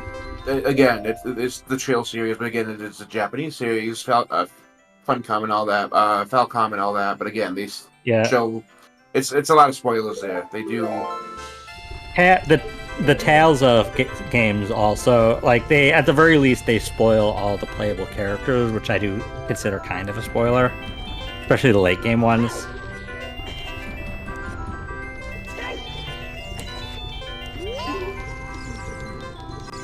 It's just at this point, JRPGs, I just assume that the intro is going to spoil me. I don't know why they have to do this. Yeah. Yeah. Well, honestly, that's how I knew like which characters were going to be in 5 because I watched the intro. So Kingdom Hearts handles the intros correctly. Kingdom Hearts 1 very has like a abstract. Kingdom Hearts 1 is not very abstract. Everything after that, it's always a summary of the previous Kingdom Hearts games. Yes, which is a very nice way of doing that. It's a good visual reminder of everything. Previous game that you should have played though. I mean, you're gonna get spoiled playing the plot. So. But then again, if it's spoiling it, even for those who have played the entire series, are still confused about the plot, then you're really not gonna get spoiled just by. Oh wait, I have to put that. Yeah. Have any of the three of you not played Link's Awakening? No, that was my first game. That's my favorite of all time. I played every Zelda except for the CDI games. I'll do that. Yeah, that's the one that I mentioned that had the trading system. That's true. Yes, yeah. I played Link's Awakening. Well, I want to at least make sure the three of you have, because if anyone in any of our streams has not, you might want to cover your ears for like 30 seconds. Because the game is beautiful and the plot is incredible, and I love the big the realization of what is going on is masterfully done, especially for the Game Boy. And the title is really cool, Link's Awakening. It has like a bunch of layers to it. Unless you live in Japan, where the name of the game is The Legend of Zelda: Dream Island. Yeah. Oh wow. And it's like, why? I don't know if I've ever been aware of any game, movie, anything that just spoils its twist as the title. Was it meant to be a twist though? I don't know. I feel like at that point it's not meant to be a twist. Right? I'm curious if in the Japanese version the text doesn't play around with it at all or something, because in the English one they make a whole thing. It's like the first 2/3 of the game are built around you kind of discovering all of this. And then and with it, I mean, mind you, it's a new series, so with it being the first. Oh, I messed that up. Really, only. I mean, I say only as in, yes, we still have bosses that talk and all that stuff, but not in the sense of Link's Awakening, where the bosses speak, but for story and lore purposes. Mm-hmm. They would drop hints here and there. Even in like Zelda's or Link's Adventure, you got little bits, but they were more like Castlevania, where it's like, here's a mechanical piece of advice, as opposed to But the bosses didn't talk. They didn't tell a story. No Zelda game has done that with story. I think Link's Awakening is Link's Awakening is the first one that does that, because you get Facade is the first one to speak. Right, and saying what's going, and then you have I forget the boss's name, but in Catfish Maw, he's the one that pretty much says, "You're freaking like." Oh, the Like, yes. you're not in what you really think you are. You get to destroy everyone if you end the end Yeah. boss and all that. And Put some really interesting, like, moral questions into the player's hands for that, where it's like, is it okay to be doing this? Like, I was a kid. I had no. Oh, yeah, thought the on boss, that. But yes, it is deep always in that talk about sense. you know. Like, It but was like again, kind at of the same spooky time, at first because they played the creepy music. At least when Facade talks to you, they do the like. It's like, whoa, something weird is going on. Not to interrupt, but want to see something freaky with fairies? Yeah, let's do it. Not to interrupt. I'm going to interrupt Yes. anyways. Come on. Hello, Oh, fairies. The screen's paused. I'll go back down. That Oh, weird. Are they? I noticed this before in a rando too. Interesting. I they missed it because somehow you do a paused on my end. so they just. I guess they're programmed there you to. Oh, follow Their you? height is just a delta from your own height, I guess. I guess, but like That's it only weird. happens if you're doing something like this, like a magic beanstalk that You know why? moves you. Yeah, because you're standing still, so the game probably doesn't know what to do Yeah. about that. That's so weird. Yeah, it's real. Actually, no. I mean, they are going Beanstalk. up and down with like up these slopes, Oh, so I maybe see. it's not that. Okay. Their height to be. depends on Link's height. So if you ride the magic beanstalk way up high, they end up way up high. It's just really weird. That is super bizarre. I think it only happens with this because I don't think Majora's Mask they stay at your height. I think they can fly up. Okay, so at some point they kind Higher. of figured it out, and they're like, "Oh, hey, wait a sec." Yeah, I think so. But yeah, if you want to keep talking, so you can go ahead. I just Oh wanted no, to it's all hear. good. I'm kind of rattling have some to- ideas around in my head right now about how to. I did find it hilarious that we have Facade as a boss in Link's Awakening, who then gets reduced as a mini boss in the old games. Damn it! Yeah. Are you Yeah, serious? that was a little odd. Although, based off how the plots of those games work, it would make Oh complete my sense that that's where God. he met Facade there, and then some version of that is what's talking to you. Right. Well, I just mean in general. Like, I always find it hilarious that a boss gets reduced to a mini boss. Yeah. Like, even the first Zelda game did that with all their bosses. Mm-hmm. Oh yeah, that's right. Like Dodongo starts showing up as mini bosses in a bunch of play. I think even Aquamentus is a mini boss once or twice. Even the main handler and even the one that you need the flute for, I forget its name. Oh, Digdogger. Yeah. Yeah. Oh yeah. Just right there? Oh, I need the flower. Okay. I mean, that's pretty JRPG. So recycle bosses later on. Oh, I am an idiot, and that too. Oh, It makes you feel more powerful. Not now. It's not as much of a threat. So I'm sorry, Shad. I got distracted by myself because I all was right. stupid. So what were you saying about the boss about JRPGs? That's a JRPG thing to reuse bosses later on as mini bosses or even regular enemies. Actually, hold on. Don't think I've ever did this. I was seeing if I could cheese anywhere here with hover. Why am I blanking on that? Because I played so many JRPGs. Off the top of my head, I don't. Yeah. No, but I know. No, I believe you. I know. I The must first have played one, either the did first that. one I can think of is Kingdom Hearts 1 Behemoth. Oh, okay, things like that. Yeah. Not like a Doesn't major do anything, character. okay. Right. Yeah. Is that the one with the big gaping like empty heart space at the beginning? No, Behemoth it's a giant beast. It's like Final Fantasy Behemoth kind of. Oh, gotcha. You first fight one at the boss at Hollow Bastion, and then later it just becomes a regular enemy, like literally by the next world. So Oh that's Jesus. it's almost comical, but But it becomes technically a boss again in that one single room at the end of the game. yeah, they have a harder version of it, the different color scheme. So I like- Harder version. I mean, it has more health, and that's about it. Yeah, sponging I don't like in games. I hate when I mean, hard it's mode is just in sponging. Kingdom Hearts. Kingdom Hearts, you scale up in strength so quickly, and I mean Behemoth's a joke fight anyways in that game. Right, no, I just mean like in general. I don't like it when the difficulty means, oh, let's just sponge up the health and that's it. I like it when I can't think of the game off the top of my head. I like it when there's games that hard mode, sure, more health, understandable, I get that. But I like it where that they also give them moves that they only use in hard mode or in normal mode, or so. So like if you do easy mode, a lot of the moves are locked. Yeah. But I like having that on top of the health, not just having them be a sponge health. That just add 5 more. Yeah, health bars.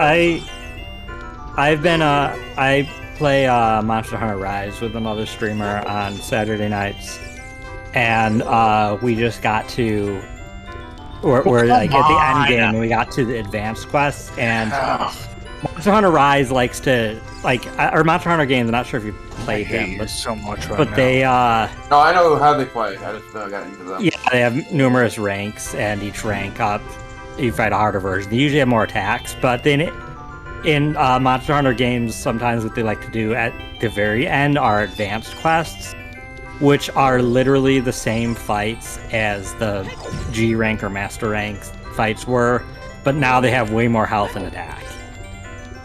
And yeah, we're not loving it. I've gone through multiple ones, but it's never. It's like the most lazy way to add in some extra challenges at the end. Yeah. And it kind of sucks fighting a monster you fought that with the exact same moves and everything, but now it can like obliterate you in 2 hits. Oh god. I'm also, although it's, I'm on the fence with it because it really depends on how well they work into the game. Is where like the higher difficulty, they not only beef up the enemy, but they like weaken you in the process. Oh, okay. So like if you do like hard mode, the enemy will do 200% damage, but you only do 50% damage. While they will, you take twice the damage, but you can only do, stuff like that. It makes sense they would weaken you, but it's an interesting way of doing it.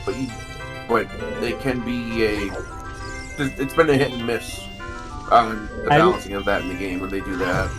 I like how Kingdom Hearts handles it, where they do stuff like that, but then they also give you like 50 AP off the bat and a bunch of really great skills. Right. To make it seem like completely defenseless. Especially because those skills then include like Lucky and stuff, which increase drop rate of rare items. Come on. So which you never even on. get. Like you get extra copies of them than you would normally get. So then kind of your reward for playing in the highest difficulty is at the end game when you're trying to grind stuff for 100%, you don't have to do nearly as much because you have like twice the drop rate. Which I'm really feeling it, and I really felt that in Kingdom Hearts 2 because I've never played critical mode, and this run I've been doing critical mode. Oh damn! And there's so little grinding at the end for like materials. I've only played. Well, I played 1 and 2, and then I've only played 1.5. I've not done the other ones. But what I like to do is every playthrough, even my first one, I always go Magic Shield. You pick magic, give up shield? Yep. So I have the weakest defense, and then that's just, it's basically a glass cannon. Yeah. Generally, in terms of abilities for most of the games, it's best to pick magic and give up attack, because what attack actually gives you in the long run is just 1 more attack power. Ugh. Which you can notice the difference in the first world or two, but later on you don't really notice. And the abilities, there's not anything particularly special that you get earlier from it. No, I know, but the thing is that you don't have defense. You basically you have, but then you take the sword. You have It's a I definitely don't self-challenge. like. Yeah, that's fair. I definitely don't like waiting until like a third of the way through the game to get to block. Right, no, I get you. No, it's just me. It's just like with Kingdom Hearts 1, it's like I can't remember if 2 or Chain of Memories does it, is I also would go the Darkest of Nights, so the EXP was even more of a challenge leveling up at the beginning. Yeah, I don't remember what I picked. I looked up online which one requires the least EXP in the long run, which I think it was that that it levels up slower early on. Here we go. Finally got in. Right. But again, this was a because self-challenge. yeah, that was just because I'm 100%ing and I want less time to grind at the end. Right, no, that's understandable. I did a lot of, since I was playing on proud mode for Kingdom Hearts 1 and critical for Kingdom Hearts 2, I did a lot of looking at the skills you get, or the abilities you get, and stuff to determine which would be the least painful. Oh, I already because bought all this. Oh. high difficulty is already pretty bad. Right, yeah, no, because it was really rough at the beginning. Even when I played, like, Link, I think when I first played it, I didn't do that because I didn't know what the abilities did. I think I did do Sword and Shield at the beginning, or Sword and Magic, or whatever. Regardless. What else? What a sharp target. I always have trouble with Alice in Wonderland because of this playthrough, for the first time ever, I decided to just do what is it, Deep Jungle before Olympus, because Deep Jungle you do get cure when you clear it, and I just have so much trauma from fighting Cerberus with no cure at all those years. And I was like, okay, well, how bad will it be fighting Clayton a little underleveled? And it was not that bad. I was like, oh, I should have been doing that all this time. I'm trying to... By doing... let me just say, with Magic Shield, I think by doing that, I think that's the second quickest, or the second slowest. It's either one of the quickest or one of the slowest ways of getting Leaf Bracer as well. Fastest way to get Leaf Bracer is to pick Magic, give up Sword. Okay, and that's not what then Shield must have. Okay. Yeah, if you, I watched somebody experienced in the games lined, and she, not knowing at all what any of that meant, picked to keep the sword and give up the shield, which I was just like, I think that's what that's rough. I think that's what I did for Kingdom Hearts 1 when I first did it. I don't know if Leaf Bracer is in the original one or if that's just Final Mix. I mean, it was Final Mix, but... It was Final Mix. Yeah. That's the new one. Okay, yeah. If you do that, I don't think you get Leaf Bracer to like level 70. It's insane. I think mine, I could be mistaken, maybe another one, but I think mine's around like the 30s, or the late 30s, if I was 30s is when you get it if you pick the staff and give up the sword. It's what I did. It's the quickest you can get it. Then I guess mine's in like the 40s or whatnot then. So I think that's probably why I also did the challenge as well, because you get it so late then. Honestly, though, as great as Leaf Bracer is, I feel like Once More and Second Chance are both way more important. Yeah, it's just so frustrating to try to heal when you get hit with shit. Yeah, exactly. That's why I like Leaf Bracer. It's just... It is. To be fair, I was playing on Proud, and so there was definitely attacks that outright, or combos that outright would one hit me if I got hit. Ugh. And that's why you need those to not get one hit, so you'll survive with 1 HP and be able to heal. My chat has to think that I'm... all those are kind of... All those... the pathing for which order you pick, Sword, Shield, Staff, those are all grouped together as defensive spells anyways, or abilities. So. Yeah, and even with those one hits, it can be difficult because like you get hit and then you try to heal again, and they hit you again, and then you're done because you don't have the full health anymore to combat that 1 HP. It doesn't trigger only at full health. It's as long as you have more than 1 HP. Oh, okay. You can even just use a simple potion, which is what I in the early game had to do, just to make sure I was above 1. Oh, I mean that didn't help there, but like. There were parts when I didn't have MP where I'd have to be I'll throw a potion up so I can take another hit.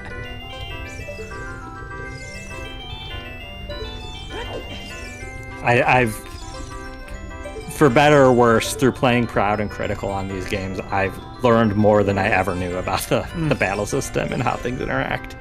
But is there any difference between Proud and Critical, or is Critical just the new name for Proud? Proud is the hardest difficulty in Kingdom Hearts 1. Critical is hardest in Kingdom Hearts 2 for final mixes. Kingdom Hearts 1 didn't have Proud mode. That was added in final mix. Kingdom Hearts 2 had Proud mode off the bat, which is what because that was already been added by final mix to 1. Okay. So when they did final mix for 2, they added Critical to add a new hardest difficulty. Alright, so Critical is technically more harder than so is Critical as hard as Kingdom Hearts 1 hardest then? For most of the game, I would say Kingdom Hearts 2 in general is so much easier than Kingdom Hearts 1 that Kingdom Hearts 2 Critical, I would say for most of the game, is actually easier than Kingdom Hearts 1 Proud. But the exception is the super bosses. There's a few of the super bosses, mainly the data battles, that are absolutely brutal, and you feel it especially with Critical. Right, yeah.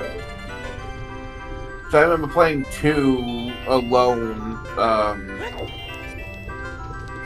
I don't remember his name.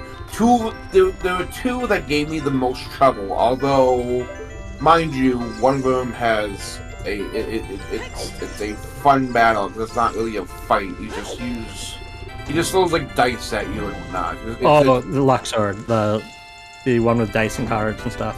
Yeah, the Battle of Life bars and whatnot. The other one that always gave me trouble was the water guitar guy. Demix, oh god, yeah, that one sucks so hard. Thankfully, you can actually, at least for the data battle, you can kind of cheese it if you use Wisdom Form. Damn, water, damn. Because he takes extra damage from fire attacks, and all his copies instantly die from fire attacks. This is fantasy Yes, where I got water it. is ice. Okay. Water is ice. So That's true. God. What'd you get? I've spent like the last 15 minutes trying to get a sequence break for a single gold sculpture that you normally need the Song of Time for.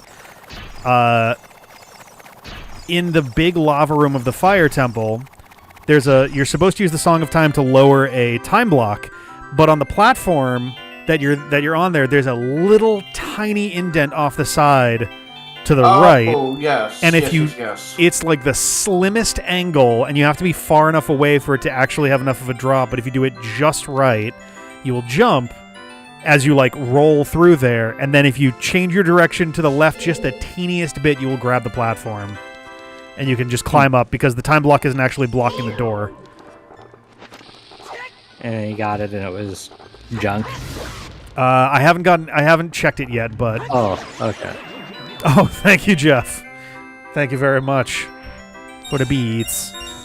Oh, this is gonna be nothing, but at the very least, the fire temple will be 100% done. Oh, Yeah. god damn it! Yeah. It's a Deku nut for Zai. Oh my nuts. Zai, for both of those battles, at least you can kind of cheese them with the forms. There's 4 specific data battles that you just can't cheese with any forms, and they are brutal. Everything else. No, they can be cheesed. I have seen. Well, okay, let me rephrase. For casual, no. Speedrunners, yes. I was watching speedruns. There's no way to cheese. There's 4 of them that you can't cheese. No, they must be doing 100% because other ones I see them do methods to deny them from doing their DMs. The desperate There's moves. only a. What do you mean 100%? Are you talking about the data battles or just the original? No, 100% run speedrun. I'm used to watching any percent on the stream. Okay, so none of them need data battles then. Well, they do. Yes, because they do randomizers. I'm assuming I don't know if the data or not. they just do randomizers. So I don't know if who they're fighting are data battles or not. I'm just. Yeah, I watched speedrunning guides on all of them because I needed help with a lot of them, and there are the ones I'm thinking of. You can't avoid them their DMs. They auto trigger. So Which ones are they? one is Zigbar. One is Zemnis. I don't remember which two others. So I know those, like, at least the ones I remember is I don't know his name, but I know you can manipulate him to just keep doing damage to him to deny, is the one at Beast's Castle. Zaldin. No, Zaldin, his DM, He's you the can't dragoon, avoid right? him doing the DM. His DM, though, is not bad. His DM, you No. literally just put some distance. But yet with the speedrunners, they can get him in a way to deny him from ever using that ability.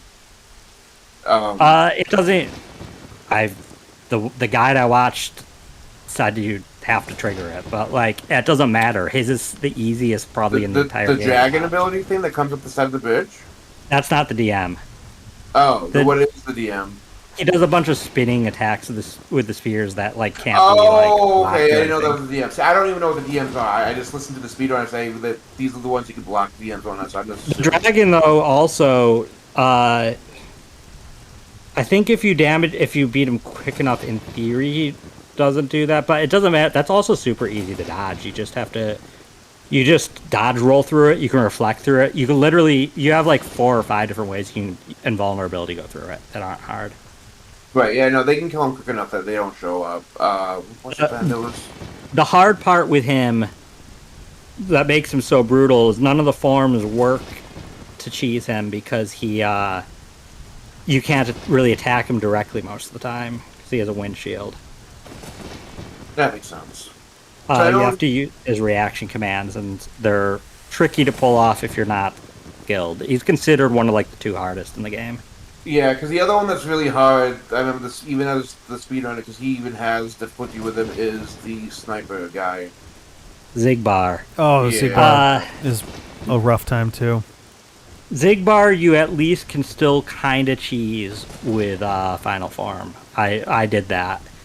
You do still have to learn a bit about the battle to. You have to learn to be good with your reflect, but that's about it. Right, but again, this is me watching randomizers, so they may or may not have those. Yeah, the one I was watching, it was a speedrunning guide on doing all of the fights level 1, so that no matter how you get them in a randomizer or anything, you have the tools to handle them. He did not cheese them with farms. He did them at level 1. Was it Bloody Biscuit? I don't know what his name is. Oh. I can check. It's probably in my recent history because I watched it last He week. hasn't streamed for years because he's a father now, but he's known to do level 1 critical, all this level 1. Like he even when the deal, like even when Kingdom Hearts 3 came out, and even when Kingdom Hearts 3 DLC came out, he played them both on critical level 1. Like that's just how he plays. He did it blind. He just does like he was a master at the game. Bizkit is the person. Biscuit, not Bloody Biscuit. It just is. YouTube just says Bizkit and then a number at the end. Bizkit. Okay, I don't know his YouTube then. It might be the same one. I don't follow YouTube. I don't know. This video is only a few years old. So. Oh, then maybe not. Then okay, no, because Bloody Biscuit's been a streamer for a long while. And you serious? Yeah, but it just made a guide for how to do all the fights level 1 without doing the speedrun strats. He could do the speedrun strats, but he wanted it to be accessible to somebody who's not a skilled speedrunner. That's cool. I like that. So like he'd intentionally get hit by certain attacks that you can speedrun stat to avoid, but he wanted to show you here's what to do if you get hit by it. It was honestly a really great resource for somebody like me that was trying to like just get through the battles, because like for a while I was struggling to find, and like I'd find people beating they'd be like, here's how to beat it, and then it'd be a video with no commentary of them just fighting it, and I'd be like, this didn't help me at all. Like, I don't know how you did any of that. That was me at one point with oh god, the Lingering Will, the one that's I'm not Terra's looking forward armor. to that one. It's the only one I've left out after I finished. Jesus Christ! Well, Paradox Fate. I did okay with legitimate strats, but after a while I was just like, man, he's just too fucking fast. He's so fast and his attacks are massive. I've seen bits of the battle before. I'm so scared to fight on critical even at max level. Oh, hilarious! Someone on my stream is saying, if I remember right, Blizzkid and Bloody Biscuit are brothers. Oh, interesting. Okay. Hey, that's big. That is big. That was, Thank you very much. Either way, he was very good about not explaining it like in a condescending way, and just like, okay, he'd like pause it when it'd show an attack. Okay, here's what to do here, and I'd be like, this was super helpful. Like, I only beat a few of them because of that.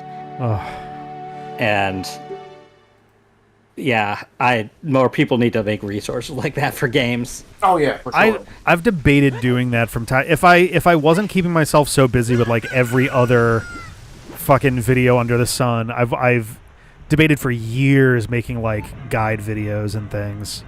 Yeah, the only thing that was kind of hilarious was when he'd go into one of them and be like, okay, this one's actually very tricky and stuff. And then I'd be like, watching him like go through it, pausing, explaining how to do it, being like, it's gonna be really hard to like unpause here, but I'm gonna try. And like he just beats it not getting hit because he's level 1. And I'm just like, okay, yeah, that was really hard, definitely. I know what he meant. That like He made it look so difficult. For a normal person, this is very hard. And for me, it's not very hard, but I know this is going to be hard for you. I like that other one where it's like you draw a circle and then you draw the rest of the fucking round. Yeah. No, guys like that are good to have, because then those who want to try and... For the longest time, he kept, like, I was looking up stuff online and people like tried to describe what to do and talk about DMs. I'm like, I don't know what DM is. I kind of deduced what the DM was. Yeah, what is DM actually? Damage. No, desperate move. Oh, desperate. Yeah, desperation move. Gotcha. Desperation move. I'm sorry. I always say desperate, but yes. Yeah, he explained it in his second one, which I think was the Zaldan one. Gotcha. He said, by the way, DM stands for desperation move. And I'm like, thanks, finally, because I didn't know how to search for that. Like, if I search for DM, I'll get either direct message or dungeon master. Mm-hmm. Yeah, all of them have, all the organization members have desperation moves, the DMs that they do at. When they get a certain amount of damage, like there's some of them you can like kind of cheese your way to avoid them doing it, but like. Are you guys good? Cause like almost time. Yeah, whenever other people are, I'm. Yeah. Oh, okay.